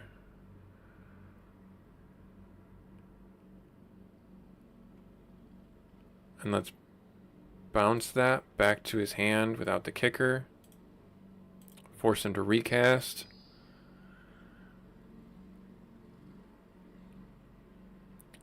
And turn. So I need to have... Yep, so he's going to phase that out. Takes an extra turn after this one. That was kind of a waste. Takes another... That was kind of a waste there. I mean, he's getting... And he's got embargo out. I don't... Hushbringer. Creatures entering the ability don't trigger combat. Okay. And he's phasing that out. He's tapped out. Sack that creature.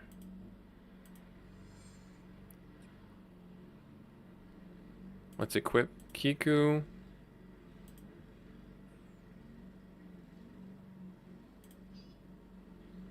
So far the creatures, I would hold this if he starts, I'm not going to attack. I'm holding this so that if he brings out that Sphinx again, I can use Kiku to take it. Because this is going to kill him. I have other removals.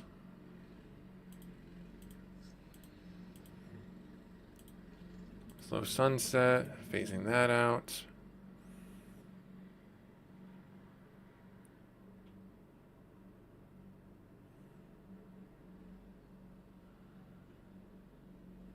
Let's bring this out.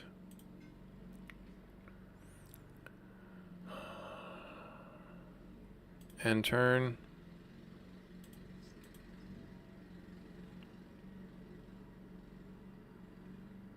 Phases it out. Each player shuffles their graveyard into their hand, into their library, and then draws 7. Oh, wow. So he's getting the time walks? Well, that just reset everything. I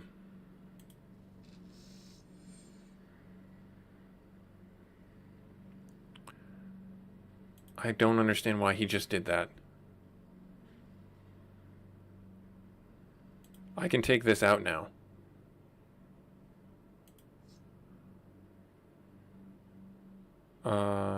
Let's drop a island. As an additional cost, when it enters, then sacrifices a non-land permanent.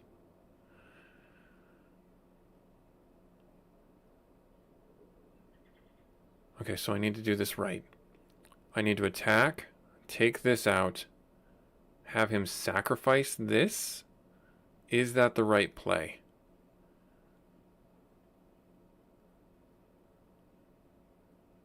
I don't see how it's not.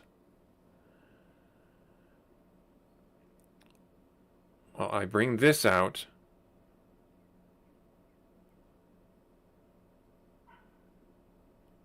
Yeah. Okay, so here we go. This to this. Okay, I gotta think about this.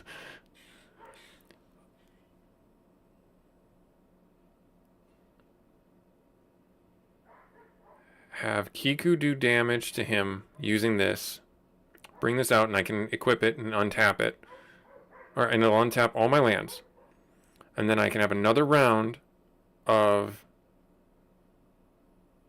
turns. Okay, so I'm going to do this.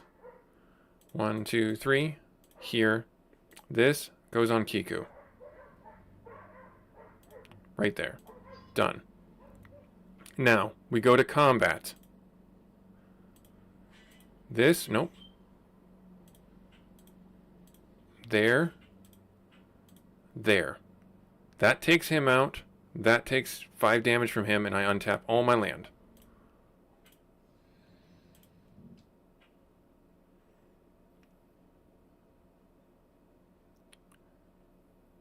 I bring this out, and I bring out this. Yes. So here, there, here. I did that in reverse. Stupid me. There. Yep. Okay, he's taking 2 life off. He's going to Wrath of God destroys all creatures. That's fine.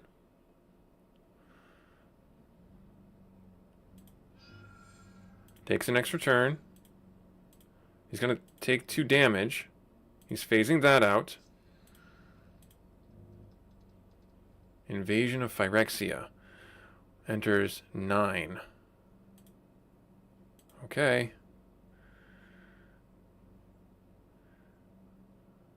Enters a battlefield. Create extra tokens. Yep, he created a bunch of 2/2s.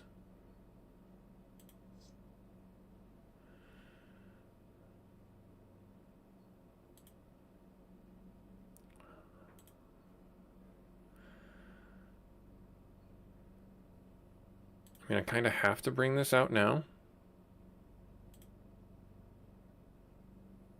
I don't have enough. I will have enough next round. Do I kick this?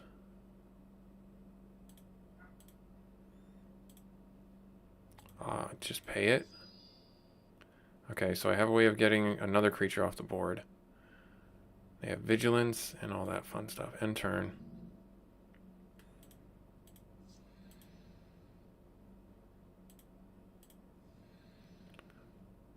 They can transform.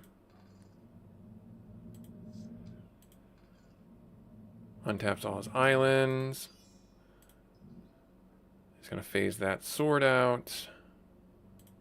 He's going to untap everything. Alright, drop a land.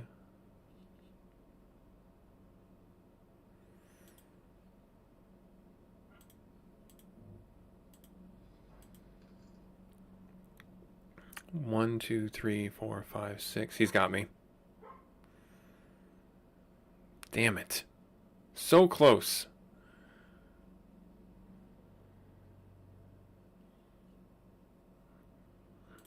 If you just had damnation.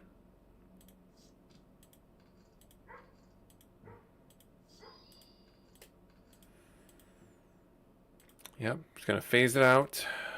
Okay. Yep, and this is... He's going to hit me with 14 damage and -3. Dang it, so close. So close. That was a good one. Alright, well, that's going to be it. That's going to be it. I will save this for on-stream stuff, because I really think we have a way of beating him. We got it really close a couple of times. The first one we won, just because he killed himself randomly. But then, you know, it's just one of those things where we just want to do better. We want to get better. We want to get a little bit better cards, maybe. But this was Busy Gamer Dad doing our live stream for MTG Forge. Hopefully you guys like it. I'm going to leave it here. Like, comment, subscribe if you're not already. Please consider doing that. It doesn't cost you anything on the YouTube side of things. And I will catch you next week where we will continue on with our fun little adventure.